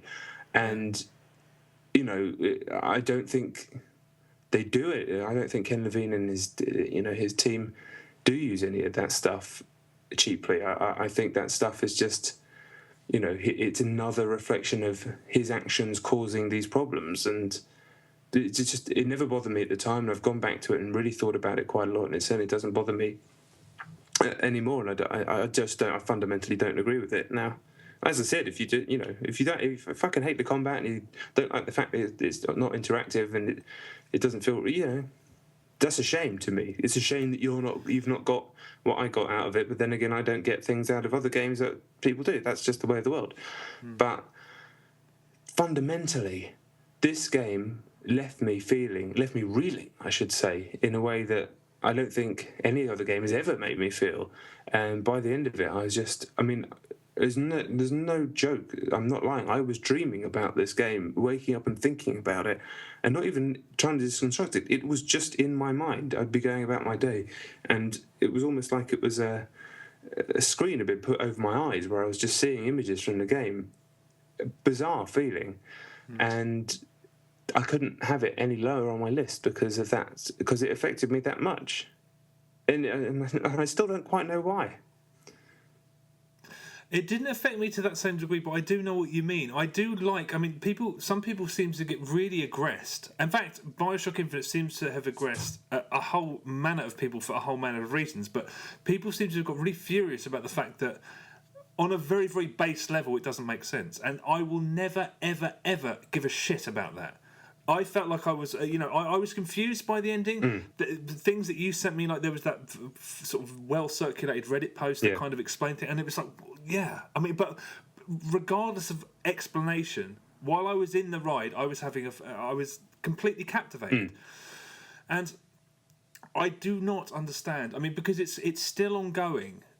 Because people have gotten furious, and I mean furious, and I mean uncomfortably angry about so much of this game, and I don't really understand why you'd allow yourself to. It's like I don't understand it. People are genuinely I mean, the kind of fury that makes me uncomfortable. It should make anyone uncomfortable. Are you talking about that bizarre 900,000 word essay that came out? I'm talking about that. Partially that. I mean, the guy who wrote that, his name is Tevis Thompson. And if you didn't read it, I wouldn't advise reading it. It's bullshit. It's saying that Bioshock Infinite is the worst game of the year, and we should all, as games writers, be instantaneously. We should give it. It should have got a 2 out of 10. Why aren't more games given 2 out of 10?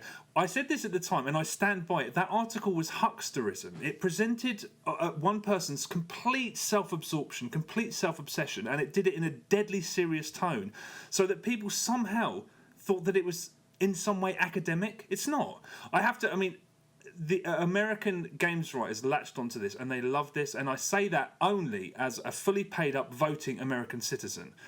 But American games writers take themselves way too seriously, and anything where a guy can be solemn and completely self-obsessed and present it like he's actually observing something that's worthwhile, they leapt upon it. And I think it's fucking laughable, because the hypothesis of that article was, we need more reviewers aiming their reviews at cynical and jaded people just like me. No, we fucking do not. Yeah. That is the last thing that we need. Every game should get 2 out of 10. That's the other thing that fucking winds me up. Practice what you preach. Go and do that and earn your followers that way. Don't announce how great it would be if we all did that and everyone can sort of stare into their fucking... it's rubbish. Like everything that gets circulated on Twitter, it's slightly too very much self-involved, and that drove me nuts. I mean, yeah, that was exasperating, but I don't want to get too exasperated because the people that got furious about Bioshock Infinite. But I'm more the whole racism thing is still going on now, and that's a real mystery. It just seems like someone said it, and it was just a cool thing to latch onto, and now people have now said it so much, and it just seems to have become gospel, bizarrely. Which I guess Ken Levine could write another game about that. Yeah. I mean, that's when these situations get as heated as they tend to. It's almost as if they're trying to say that Ken Levine might not even know he's racist. He's made, but this is what they're saying at the moment. Even now, I mean, don't get me started on this. I'll be brief, but there is still, even today, and I observed a conversation going on amongst an army of white 30-something neck-bearded men who are rampaging over the internet, pointing fingers at anyone who doesn't agree with their take on a piece of art. Do you want to be lectured on the intricacies of racism by a bunch of fat white men whose social skills evaporate if you take the internet away from them? I don't. I do. I saw a couple of British games writers, fairly prominent, and they were basically saying, if you think that it's not racist, you're wrong.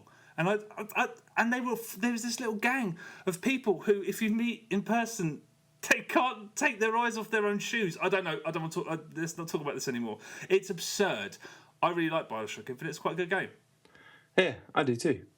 Good. All right, it's you now. What is that? My number 2? Yeah. Okay, my number 2. Basically, I have a joint number 1. Right. My number 2. I could not put my number 2 not at number 1, but I prefer my number 1 to my number 2. So it's my number 1 and my number 2, but I'm going to call them my joint number 1s because fuck it. My number 2 is Grand Theft Auto 5. Right. People have used the word masterpiece to describe it, and I don't know. I haven't thought about it until I've just mentioned it now. I mean, one thing that I will say is that it's a technological pinnacle. It's amazing to see that game. It was, and it still is, amazing to see that game running on. I played it on 360, and it is exciting and amazing to see what they have done. Truly incredible. And some people have suggested that there's something sort of that's not important, or that's not. I don't know. People have sort of suggested that shouldn't play a part in your feelings about the game, but I think that's rubbish because that exists across. I mean, film especially. I mean, I don't think the film Gravity. I mean, I watched that film and I consider myself quite au fait with how films are made. I mean, I've been reading about how films have been made my whole life. And I do not know how the Christ almighty they made that film. And that's part of what made me so excited by it, because I got completely lost in it and I let all of my knowledge of what I thought I was watching sort of evaporate. And I felt the same with Grand Theft Auto 5. What an incredible feat. An incredible feat. And Rockstar are just... There's nobody like them. They go off, they do their own thing, they bring it out, and you know, take it or leave it. But aside from that, it was, I think, my favourite and possibly the best Grand Theft Auto. It wasn't perfect. The story, as usual, tends to wind people up quite a bit. But one thing, the first thing that happened, I mean, Grand Theft Auto games in the past, you could argue that they've never been particularly revolutionary. And some would argue Grand Theft Auto 5 is not revolutionary, but I remember how I almost jumped out of my seat the first heist in that skyscraper when you switched between characters. It was like cross-cutting in an action film. I was like, what? Why have I never done this before? Why has no developer made... I mean, they admittedly, they may have done it in like some obscure PC game, but jumping between different scenarios in an action sequence... It was like a pure heaven. Unfortunately, the game around those set pieces couldn't live up to that. But some of the most exciting gaming I did all year, and brilliant cross-cutting. I mean, it was like why has no one done that before?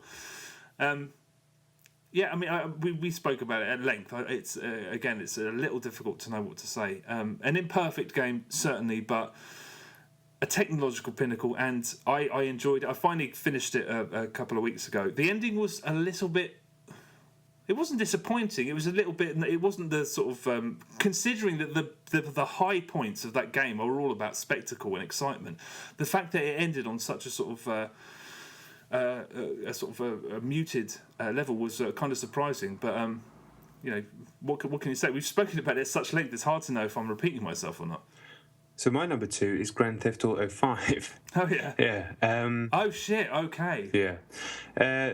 So for me, I've not the missions, although they're fantastic. Not the multiplayer, again, fantastic. Not the story, which inconsistent, but certainly very well told at parts and very engaging and funny and exciting in parts. For me, this game, it's the detail. I do not understand exactly as you. I don't understand how the fuck it was made, and I've been watching Rockstar build open worlds from in front of my console, admittedly, since fucking Grand Theft Auto 3, and some of those same people since the very original Grand Theft Auto. Yet when I walk down the street in the equivalent of South Central / Sequential, wherever, as Franklin. Decided to take a bit of time out and just walk slowly down the street. Walk past the church and the bell rang because it was 2 PM, and as the clock hit 2, the bell rang twice. A noise you probably never hear if you'd not happened to be there at that exact time. As I sat queuing for a bus watching people flirting, a fat old woman started flirting with me by the bus stop. Another guy was like, "Hey, it's Franklin." All of this blew my mind. Walk further down the street, watching the way the traffic flows. I felt like I was there in a way that I can't even...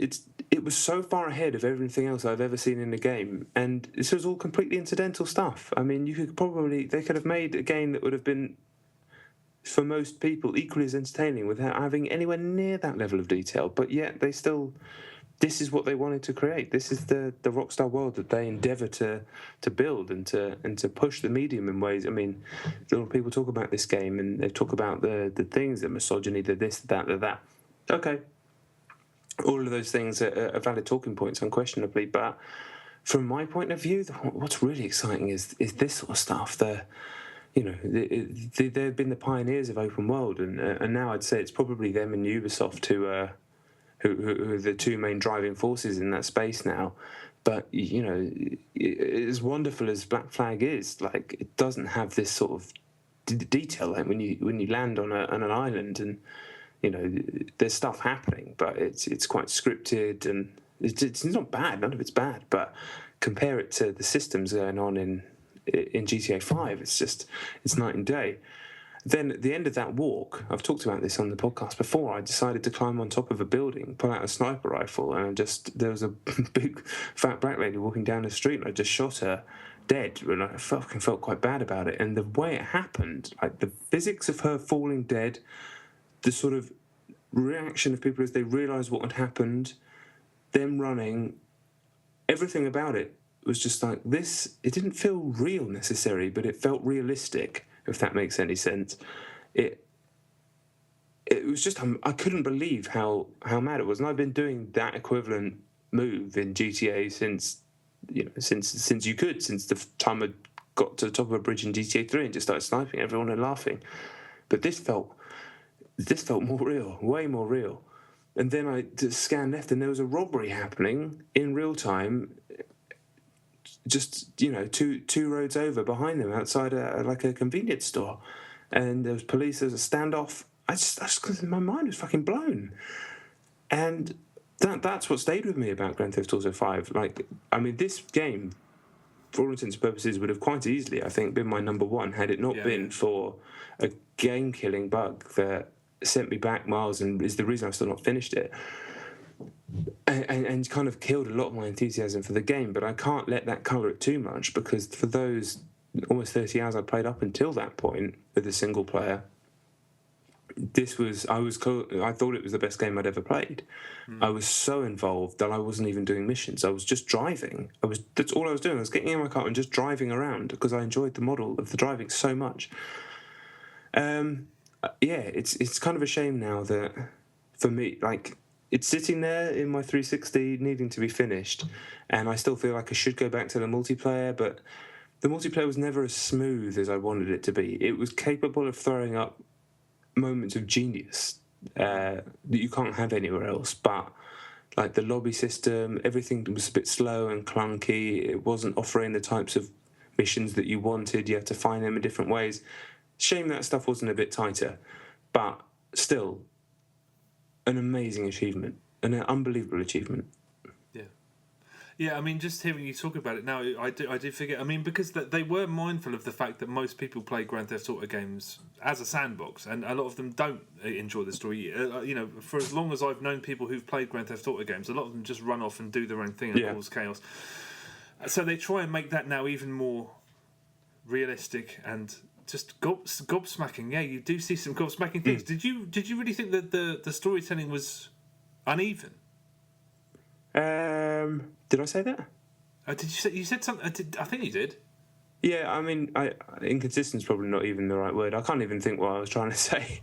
So yeah, probably just that it was so grand that it was a couple of pacing issues maybe. But then again, my whole experience of the story is fucked up because I saw stuff that happened later than it should have. So I can't even remember. My memory's kind of bleary of it anyway. But yeah, I love it. Yeah, I mean, a stunning achievement. If I could somehow, I'm sure they'll release a next-gen version. If I could somehow just jump in to just sack it off until that came out, but jump into where I am right now and finish it off like that would be great. But I'm sure I will get a next-gen version if it comes out, just to experience that city, probably as it's supposed to be experienced. I don't know. That's something I will say about it. It does feel like this was... Do you think they had stuff that they were holding... I mean, I think... No, it feels complete. It just... I'd like to play that city with no frame rate issues, with no jaggy lines, running. Doesn't feel like that it's pushing the machine to breaking point. Did you have frame rate issues? Only in that it was a little choppy when turning corners. I wouldn't say they're massive frame rate issues, but I'd love it 60 frames smooth. Yeah. That'd be great. Okay. All right. Well, I mean, it's an incredible achievement. And Grand Theft Auto Online was not perfect, but for 3 or 4 weeks, me and my friends, that was our life. For 3 or 4 weeks, solidly. That's some cracking moments. It really did. Yeah, I mean, it was. I wasn't thoroughly, and the fact that was they could have charged. That could have been a whole different game. They could have charged again for that. That was the fact that was part of. I mean, Rockstar are very interesting the way they do things and don't apologise for anything. It's very interesting, but I'm amazed. I think our number ones are the same. I've got a feeling they might be, and I never would have predicted that in a million years. Me neither. Okay, you say this first. My number one is DMC, Devil May Cry. Me too. Yeah. Okay, well, that's weird. Yeah. Okay, go ahead. I don't know when to start. I don't know what to say. My top 5 I haven't made any notes for, so that's why it's been rambling fucking nonsense from my corner.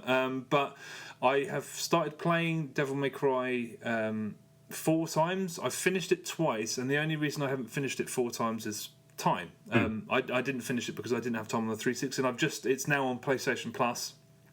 I downloaded it on my PS3, and I started it again, and it just cemented it. I think it's. I kind of knew it when I was playing it the first time round. I know Bayonetta will always be the connoisseur's choice of this type of action game, but for me, there's no contest. I think this is a superior game. It's. I said exactly the same thing about Bleed a few minutes ago. It's like you're directing a film. You sculpt your own spectacle. The game is only as thrilling as you can allow it to be, and I am always up for that challenge. And we've spoken about The Last of Us, and whenever people have these conversations about when video games are going to pass over into popular culture, or they're going to be perceived as being sort of artistic, or they always tie those arguments to games with stories. So Last of Us was a big one, which tells a really, really compelling story, and they're always tied to stories. But Devil May Cry, you're given a load of systems, and then I'm repeating myself. You make your own spectacle. You create chaos, and you career through this story whilst shaping the game, essentially, to some degree. That's poetry to me. Impossibly exciting. I mean, every time I start DMC, I did it on Christmas Eve when it came out on PlayStation Plus. I just thought that there's nowhere else, there's nothing else I'd rather be doing than playing this game. I mean, I get, like I said, I don't have any notes or anything because I didn't make any, but a masterpiece, absolutely no question, no shadow of a doubt. I think it's the best third-person action game I've probably ever played. I think it might be mine too. So it's not only my game of the year, but it's one of my favourite games ever, I think. Yeah, me too. I picked it up. It was a very similar situation, because ever so slightly different. I was thinking, as I was coming up with my list, it's like, I couldn't quite, is it Bioshock, is it GTA? And then I was thinking, do you know, it might be Devil May Cry, I remember playing it almost a year ago now for review. I may have actually played it in 2012. I can't remember, or the very, very, very beginning of this year. And as I was playing it, I thought, this is absolutely magnificent. Anyway, I picked up the PC version. It was in the Steam sale for £7. I'd been meaning to pick it up for a while, but I didn't want to pay full price for a game I already owned and had finished a couple of times. But yeah, on there. And then I whacked it on my main TV, linked the PC out to the TV, and I don't know, fucking PC games can be a pain in the dick sometimes, but straight away, 60 frames per second, 1080p, looks unbelievable. The way the game, I mean, it's like a next-gen version of the game all of a sudden. A lot of the criticisms that came about the game was the fact that it was running at 30 instead of 60. I didn't think it was a massive problem, but playing it that smooth is really nice. But, like you, from the second it started, from the second that fucking intro kicks in with that music, and it introduced me to a band I'd never heard of. They're called Combi Christ.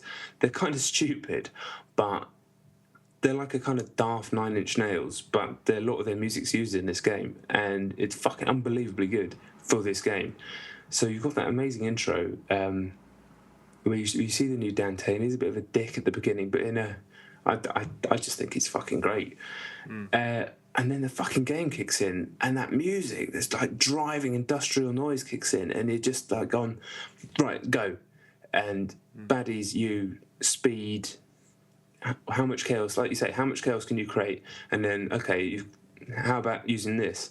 How about using this? How about using this? And about halfway through the game, you've got this fucking huge arsenal of things, all of which can be used in a myriad different ways. You're ranking them all up. And yeah, I mean, I guess some people have criticised the way the scoring system works compared to the previous games. I don't care. I mean, that's not how I play games. I play games for the visual poetry. For games like this, I should say, for the visual poetry, not for a number. And I don't know, Devil May Cry does that, DMC I should say, does that for me better than any other game. And I could, you put it so well just then. There's literally nowhere else I would rather be than when I'm playing that game. Yeah, I could sit there playing it from beginning to end. I just put it on and I was like, I could quite happily just sit here until the game ends. And let's talk about some of the specifics of what happens in that game, because if you haven't played it, definitely go and get it on PS Plus if you've got a PS3. Yeah.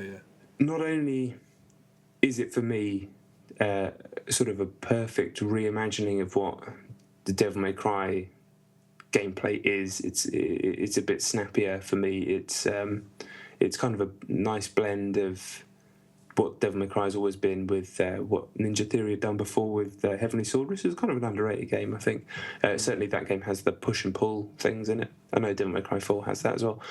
But it's incredibly stylish. You can tell this Ninja Theory is a team of artists. That's where they, that's their background. That's where they come from. That's how they came together. And, everything about the game is just the way it blends the cutscenes with the action. The first boss is stunning. Then you get the kind of Fox News boss where you're battling. That's amazing. Battling a newsreader's head, and you're platforming through the graphics of the TV show's intro, and then you're battling in real time in CCTV footage. Fucking stunning.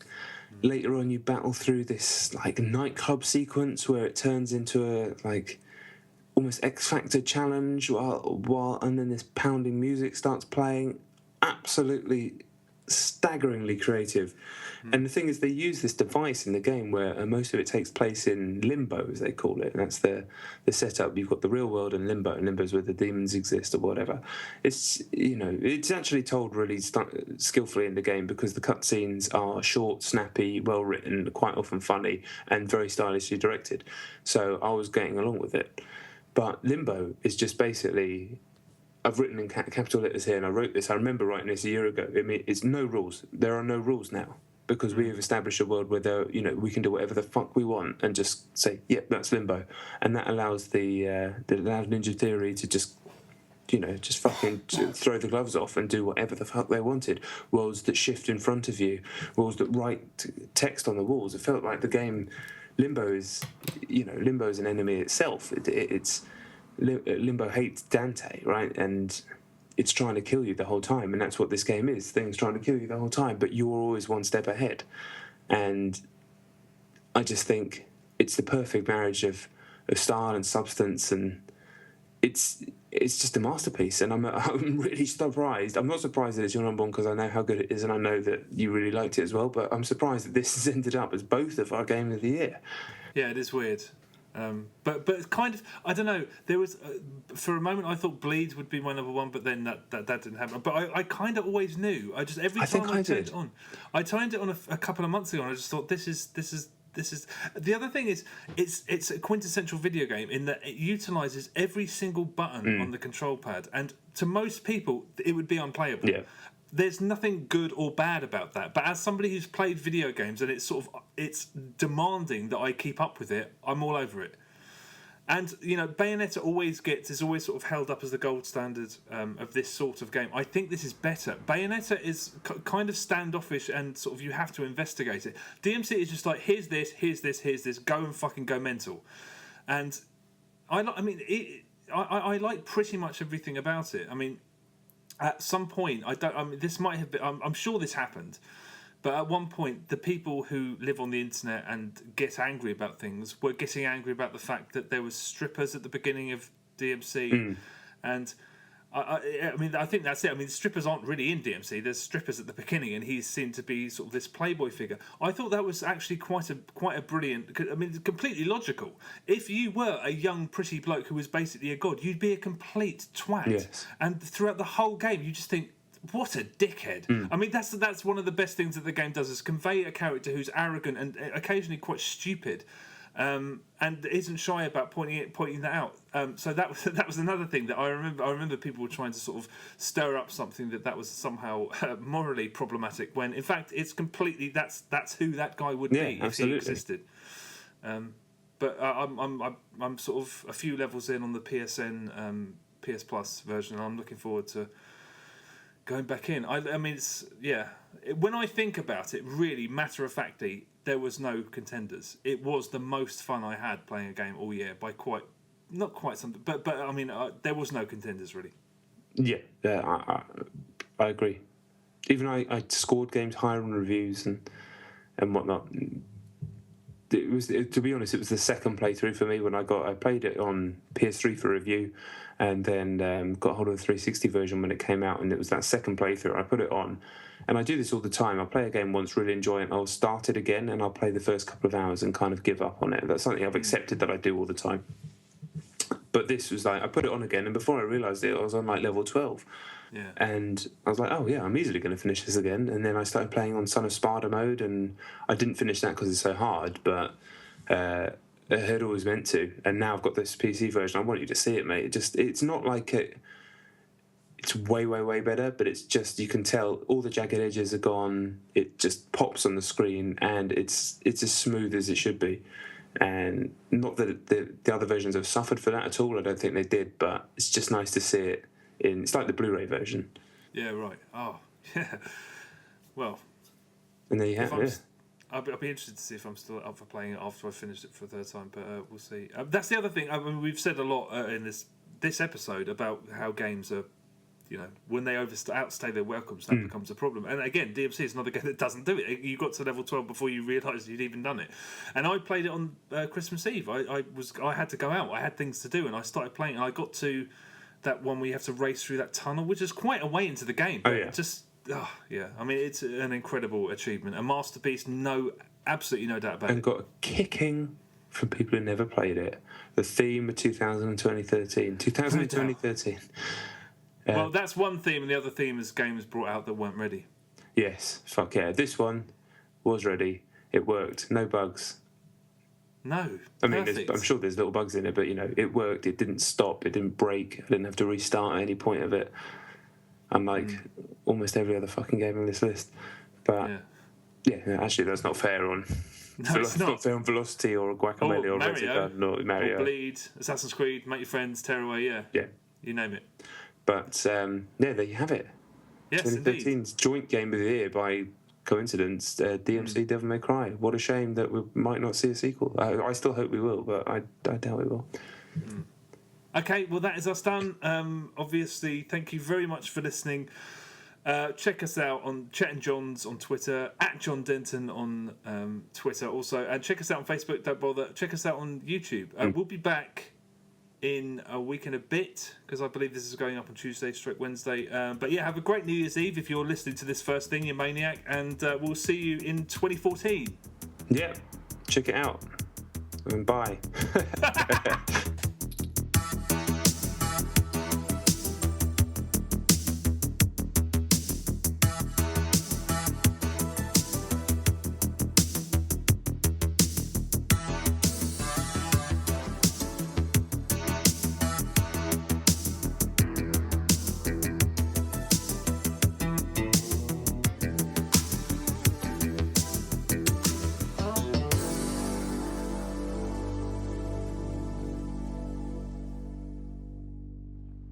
When the people you're supposed to trust most turn out to be demon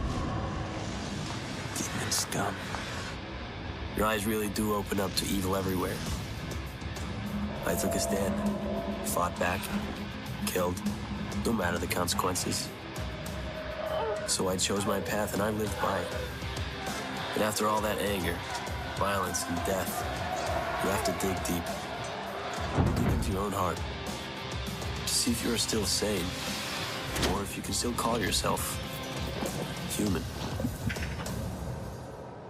I just knew in my heart I wasn't crazy.